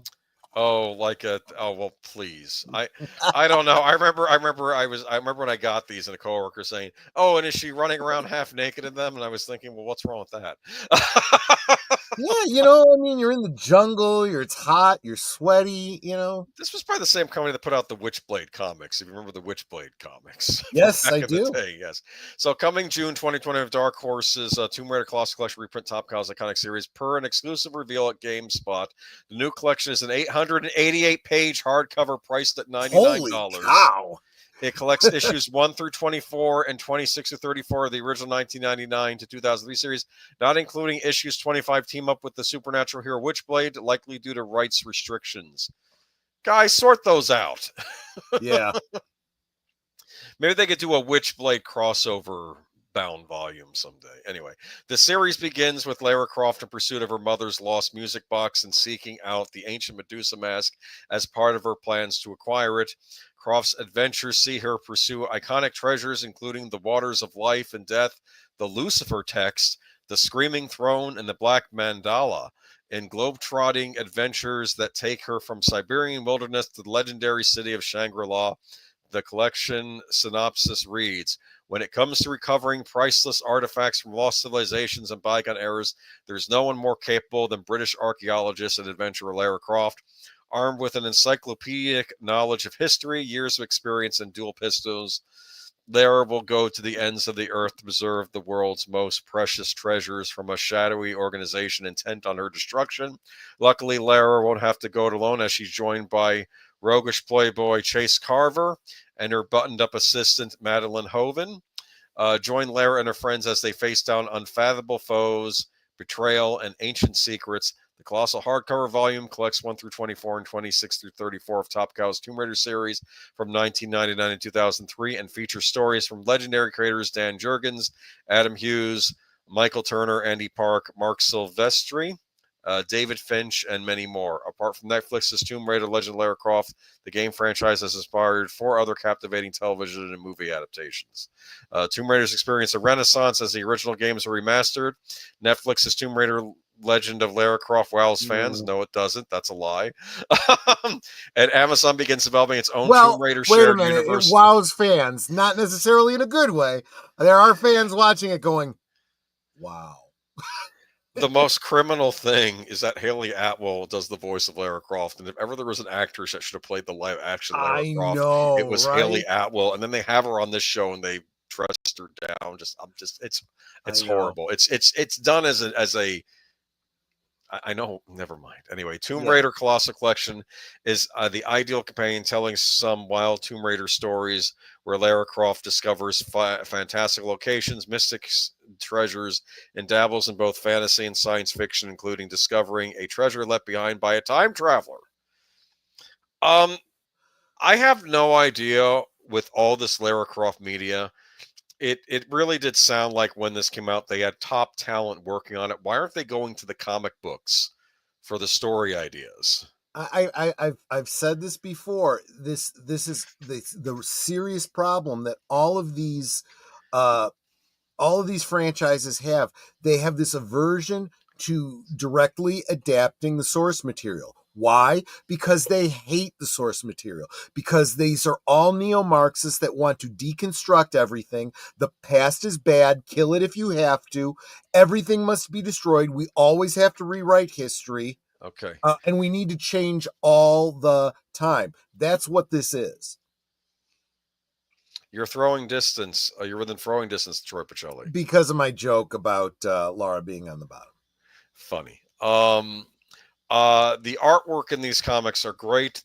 One of the main artists, actually, when he was assigned this, I think he purposely went back to art school to really study the human form so he could get it down right, because he knew he was drawing professionally for this comic book series. That's how seriously he took this assignment. It wasn't something you just brushed off and said, okay, something to fill the resume in. They took it seriously. I am really looking forward to picking this up again. It's going to be different than the volumes I got, because I think they're doing 2 colossal volumes this time around rather than the 4 volumes, but I'm just happy it's coming out. I have it pre-ordered. Amazon, this thing comes in the mail dented or anything, it's getting sent back. Send it correctly. Yeah, exactly. I could also probably order it through Barnes & Noble, but that's going to be harder to return if it comes damaged. So I don't know. I guess I could bring it to the store, but That's an hour drive away. Anyway, that's my life. Okay. There you But go. Lara Croft making comeback thanks to Tomb Raider's epic and underrated comic book. So yeah, I'm picking this up. I have it pre-ordered already, and yeah, good stuff there, and just a beautiful woman that kicks ass, and that's what I want to read. Okay. Yep. All right, but here we go. Wait, I thought men were intimidated by strong women. We don't want strong women Yeah, characters and which is why they love Gina Carano so much on The Mandalorian. That mhm. whole thing fell apart. She was Yep. a fan favorite character. She was the very definition of what they were saying men wanted, and when men Yep. embraced her, they still got angry. You Yep. know? Oh, they don't. Men don't like It's women not our kind of bodybuilders. strong woman. She's not, you know. Yeah. Anyway. Deconstructionist, I told you. Okay, Yeah. Disney to merge Hulu Plus Live TV with Fubo, taking on YouTube TV and ending venue lawsuit. I'm getting tongue tied just reading the headline Yeah, here. I know, right? Yeah, so let's see. The Walt Disney Company will merge its streaming multi-channel video service Hulu with Live TV with its competitor Fubo in a surprise deal that will shake up the streaming TV business. The company said Monday the new company will continue to be traded publicly under the Fubo name. However, Disney will control 70% and appoint a majority to the board. Fubo management, including co-founder and CEO David Gandler, will run the combined venture. The deal will do a couple of big things if and when it is completed. Its execs say it could take 12 to 18 months. For starters, it will create a much bigger player in the virtual multi-channel video provider space, one that can more aggressively take on market leader YouTube TV. YouTube TV said a year ago that 8 million subscribers, while Hulu Plus Live TV had 4.6 million subscribers, and Fubo had 1.6 million subscribers, giving a combined offering 6.2 million subs. On a conference call Monday morning, Gandler said that the combined venture will be well positioned to be fairly complete with our peers. After the deal closes, the company will continue to offer both Hulu Plus Live TV and Fubo under distinct brands, with Hulu continuing to be available in the larger Disney bundle. Fubo will negotiate carriage deals on behalf of the services independent from Disney. Notably, the deal will also end Fubo's legal action against the venue sports streaming service, potentially allowing it to proceed. Venue is the skinny streaming bundle that includes Disney ESPN's channel and ABC, Fox, and Fox Sports 1, and the sports channels from Warner Brothers Discovery. Fubo sued and secured an injunction pending the trial, putting the service on ice for the entire NFL season. According to the companies, Disney, Fox, and WBD will pay Fubo $220 million, with Disney also providing $145 million term loan throughout 2026. Fubo would also receive $130 million termination fee if the deal fails to come close under certain circumstances. Fubo will also sign a new distribution deal with Disney, allowing it to offer a less expensive bundle around ESPN and ABC, something close in design to what the venue was offering. Gandler says it will allow Fubo to deliver flexible, innovative, competitive content packages to consumers, particularly around sports. A source says that launching Venue is still the plan, though Disney is laser focused on its ESPN flagship streaming product launching later this year. The settlement will also pave a way to launch for a bunch of different options for consumers to get ESPN at varying price points. The deal does not include the core Hulu SVOD service and is focused only on the MVPD offering. Gandler says that the Hulu and Fubo products could be distinct. One of the most important things is how we are now stewards of iconic brand with respect to Hulu, Gandler said on his call. The Hulu Live product, as you know, is embedded into Hulu SVDD, so that gives us a lot of value with respect to maintaining retention. And so I think the two separate platforms today, obviously, it's not ideal. We believe that there are synergies on the back end in areas like broadcasting and transmission, CDN, etc. But at the moment, I think we want to really focus on providing consumers with choice. And the Hulu product is really focusing on providing a full entertainment bundle of sports news and entertainment. And Fubo will continue to focus on its sports first service with the ability to launch skinnier sports bundles. Yeah. Translation. They decided to work with Fubo rather than trying to compete. Is that what's going on here? Yeah, that's Not what that it I know sounds exactly like. what they're doing. They're letting them have Hulu Live. Is there like a live version of Hulu where you can just watch the stuff live, and they give you a grab bag of shows, and then you can do I'll on be honest with demand, you, I which is don't know different? much about the platform, so I can't really. I have Hulu. I could probably find this out if there's a Hulu Live. My sister gets it for the soaps. Gotcha. You watch the soaps still, or so used to, right? No, I used Okay, to. I okay, haven't I in got many, you. many, All right. many years. Yeah. All right, but yeah, so y'all excited for Fubo and Hulu and Snoodu and all the rest? Chat, no one's saying anything. But basically this court thing is probably not going to happen now because they're going to try working with Disney. Disney's going to give them stuff, and they're going to give Disney something that will help them make their ESPN streaming service, right? Yes, that's what it sounds like to me. Yes. Unless Amazon buys the NBA. Wasn't that a big problem? Yeah. I'm just trying to figure out where Disney's getting this money from, because they have been profitable in a very, very long time. They just got to get past the hump of Snow White. And then everything will be fine. And then you have yeah, because it's going to be such a profitable film. It's going to be Captain America, Brave New New. Yeah, World, Fantastic Four movie coming out. They're going to change that name again. I know it, because I'm just phrasing boomer. Did I say something offensive? Probably. I don't know. I'm done, man. I'm done with streaming. Streaming has. I think when all is said and done, I think the whole streaming war would have ended up costing Hollywood a lot more than it profited from. That's my opinion. Yeah. How much money have they spent on these Star Wars series? Are they increasing viewership on Disney Plus? Are they increasing subscriptions? Nope. Skeleton Crew, was that a big hit? Not really, but it was the best thing they had going in terms of Star Wars.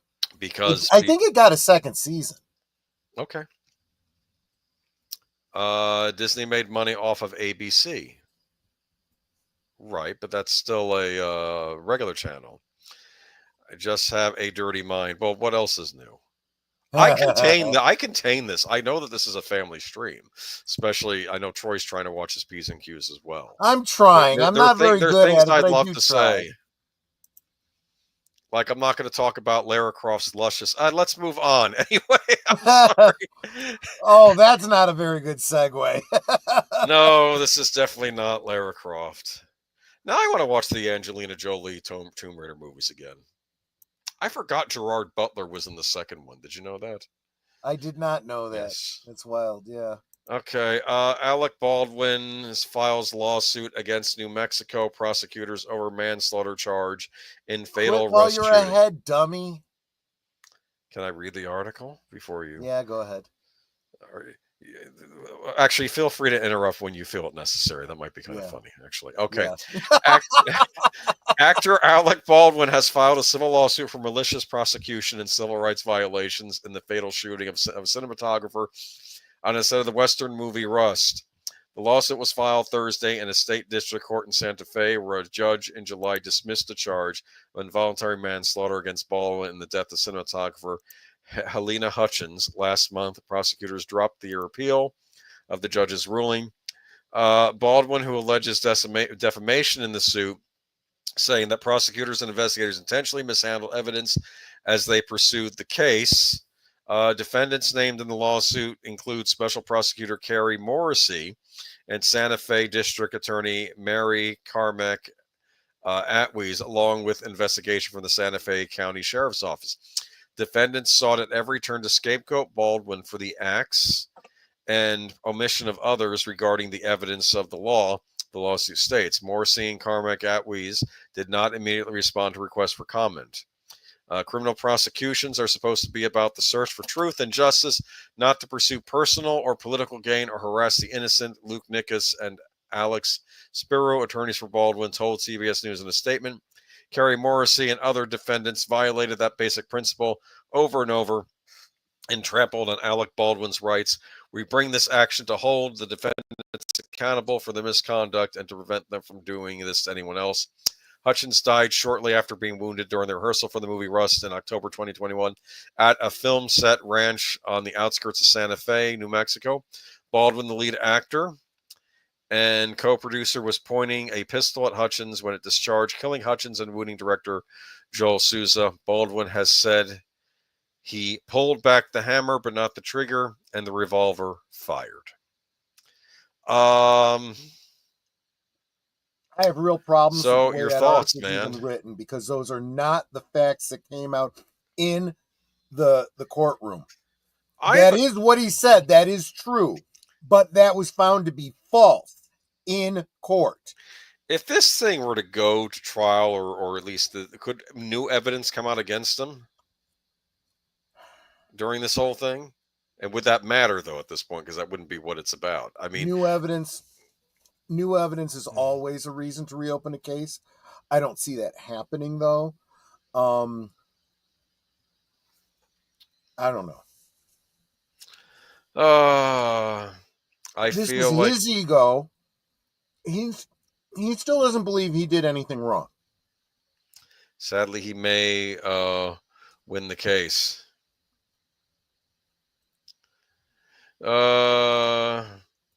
They said Geek Flag saying once the armwork's convicted, they wanted a bigger fish after that. I don't know. Why is he even pointing the gun at him? Isn't that against the basic firearms rules? Well, there were so many rules that were broken. We're not even going to go into that again. We've kind of talked it all over again. But if he had just followed the 4 basic rules of firearms, this wouldn't have happened. Let alone the rules on top of that have been in place since Brandon Lee was killed. So why is he doing this? Is this about embarrassment or reputation that he's trying to fix now? Is that why he's doing this? It's because he's a narcissist and he cannot accept that he is wrong. He has always maintained that his warped, fallacious conception of reality is the true one, and he's trying to warp reality to his will. That's what this is. All right. I don't know. I was just shocked at this because I figured, well, why not leave it alone? He was, the case got this dismissed. Is the same guy who couldn't even shut his mouth when he was, being interviewed, and because again, he believed he could do nothing wrong, and I don't know. Let's face it, the law doesn't apply to people like him. So, the Clue Channel, Clue Channel, welcome. Streaming is digital UBI for cast and crews. Did I mention that I hate streaming services? Oh yeah. Matthew Perry. This is kind of a bittersweet story, yeah. Matthew Perry gifted Lisa Kudrow the Friends cookie jar in 2004. She found the note he left inside it 20 years later after his death. Timing is everything. Isn't that interesting? You leave a note for someone thinking they'll read it in the cookie jar, and then she doesn't read it till 20 years later. After he's died, yeah. Remember the King of Queens episode where they opened the wedding present of the teapot they got, which they never bothered opening up, and then there was a check inside. Oh, for a lot of money, and they were like, well, can we cash this now, like 10 years later? Yeah, no. And they were coming up with a little scam. Anyway, so Lisa Kudrow revealed during an interview on the Drew Barrymore show that she recently discovered a note the late Matthew Perry left for her inside the Friends cookie jar, which he gifted to her after they wrapped filming the series finale in January 2004. Kudrow wouldn't reveal what the letter said, but mused, timing is everything. The revelation came after Barrymore asked Kudrow if she had ever stolen any props from the set of the television show or movie. Kudrow said she had, but it didn't want to name the exact props, which had Barrymore wondering about the fate of the Friends cookie jar. Matthew gave that to me at the end of our last episode, Kudrow said. I had recently found the note that he hadn't for me. I hadn't opened it or looked inside it, but yeah, he did. And he had a note in there, and I forgot about it. Timing is everything. Kudrow, Perry, and their Friends co-stars Jennifer Aniston, Matt LeBlanc, Courtney Cox, and David Schwimmer spent 10 years making the iconic NBC sitcom, which aired for 236 episodes. Perry died in October 2023 at 54 years old. Yep. So, what do you think was in the note? I have no idea. But this thing- I know that it's very tantalizing to know what was actually in the note, but I'll bet you that if we knew, it wouldn't make a whole lot of sense to us. It's probably something very personal, that only really has meaning for her. Yeah, maybe. Yeah. So, I mean, it's her secret to keep. But Right. I hope it was a good note, and I hope it brought you some closure, maybe with his passing. I like Lisa Kudrow. Yeah, me too. Good comedic actress there. But sorry for the rant, Boomer. Don't worry about it. It's. Here's the thing with streaming. The things that they prop up when streaming to be the big deals tend not to be the big deals. Like, I don't know. I tried with this Dune series that they had on HBO. Nerd Cookies was talking about it. You can watch her commentary on it. Yeah. Here's a pet peeve of mine with a lot of these modern dramatic shows. When you do a flashback, can you do something to indicate that we're in a flashback? They don't do this. Like a little card 20 years earlier, or maybe tint the footage so it looks different. Like some way I know where I don't have to think, oh wait, this is the Harkonnen sisters like 20 years ago or something. It's like they don't do that. It's right. It drives me nuts. It's bad storytelling, and I don't know if that's on the part of the writer. No, it's probably more the director and the visual artists. I don't. It's like you need to understand that there's got to be a way to communicate that, right? I mean, it's one of these things where, like, did I have to read the book? I think it's based on Sisters of Dune, and then I would probably read the book and find out the show has nothing to do with the book. That's probably what would happen, right? But anyway, I just assumed that it said everything. Yeah, I don't know. Yeah, that's it for this week at 11:01. Look at that. Yep, very good. We timed that. This was kind of a hard show. I speak for Troy too. As we do feel truly bad for everyone out in Hollywood. I mean, no one deserves to lose their home, especially in a terrifying circumstance like fire. I mean, I saw a video of some guy filming the fires outside his house before they decided to leave. I mean, that's terrifying. I mean, it's just weird though, because like I said, in Florida, I feel like it's water, and in California, it's fire. It's like it's. Because I remember seeing sheets I know that mm-hmm. We're going to be hearing in the news in the very near future some stuff about the insurance companies out there. I'm hearing about some people that had lost their insurance because of some legislation out in Texas, California. Oh no! And this is there's all kinds of California shenanigans going on that are really, really hurting people. We had insurance shenanigans in Florida. I'm not going to get into detail about that here, but maybe after the stream I'll tell you about it. But if for those that do have insurance, you need to really think about if you want to actually continue living in California. And look, I get the idea. Well, we got to stay and fight for California. We got to turn things around. Blah blah blah blah. You know what? You've just lost everything. You don't owe California anything. Ask yourself if the state has been kind to you. Right. I mean, I don't know. It's a personal decision you have to make for yourself. But seriously, I will have passion for every single one of them until they decide they just want to keep living there and having the same leadership. Then I'm going to be like, okay, now you really do deserve whatever you get. Forget about kind. Were they fair? That's what I'm going to say. Yeah. But I guess we'll find out more about this as the time goes by. If I start a company called Net Drinks and it's $15.95 per month, right? Whoops. Yeah. There we go. I think you and I clicked on it at the same time. Yeah.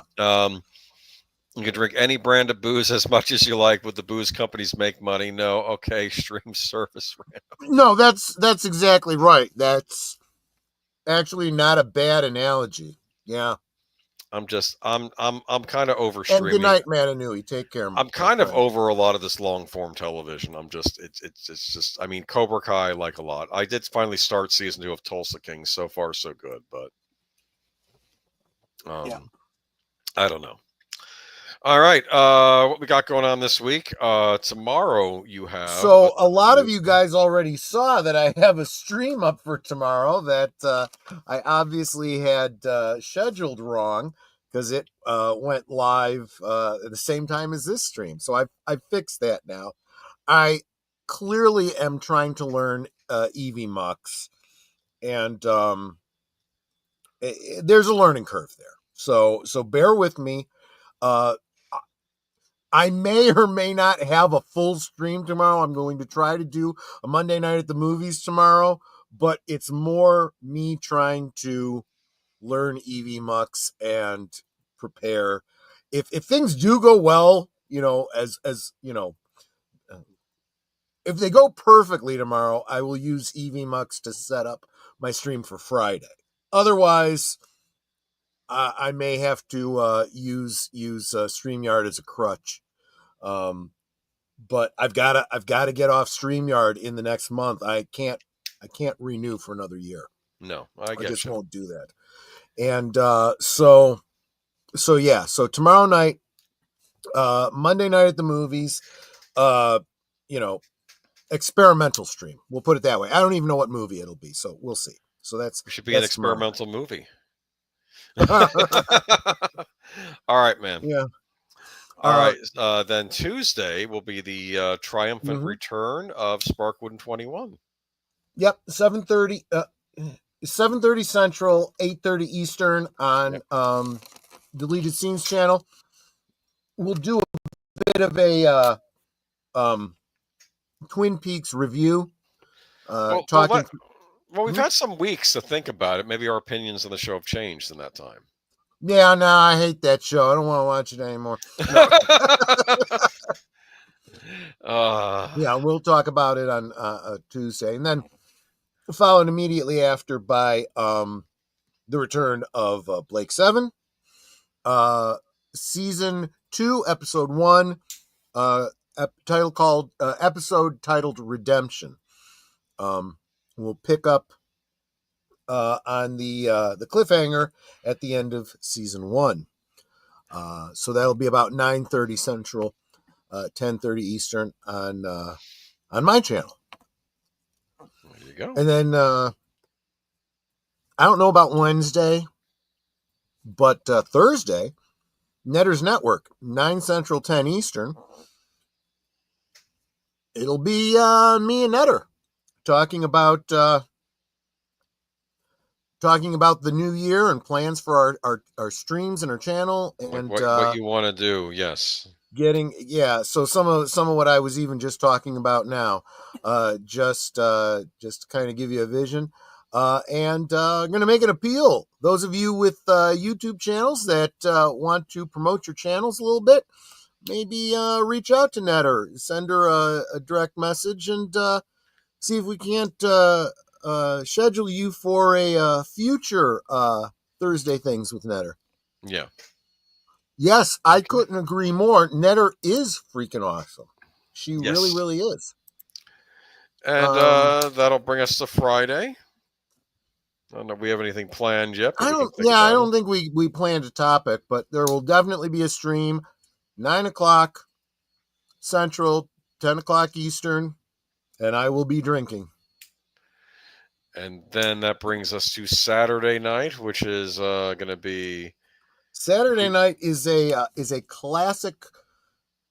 It hurts to call it a horror film because these older films aren't exactly horror, but they are scary films. What are they? The Vincent Price classic, The Fall of the House of Usher. That's a horror movie. They call it a horror movie. It's not very horrific. It's more of a thriller than anything else. That'll be at 9 Central, 10 Eastern on Netter's channel on Saturday night. Sounds good.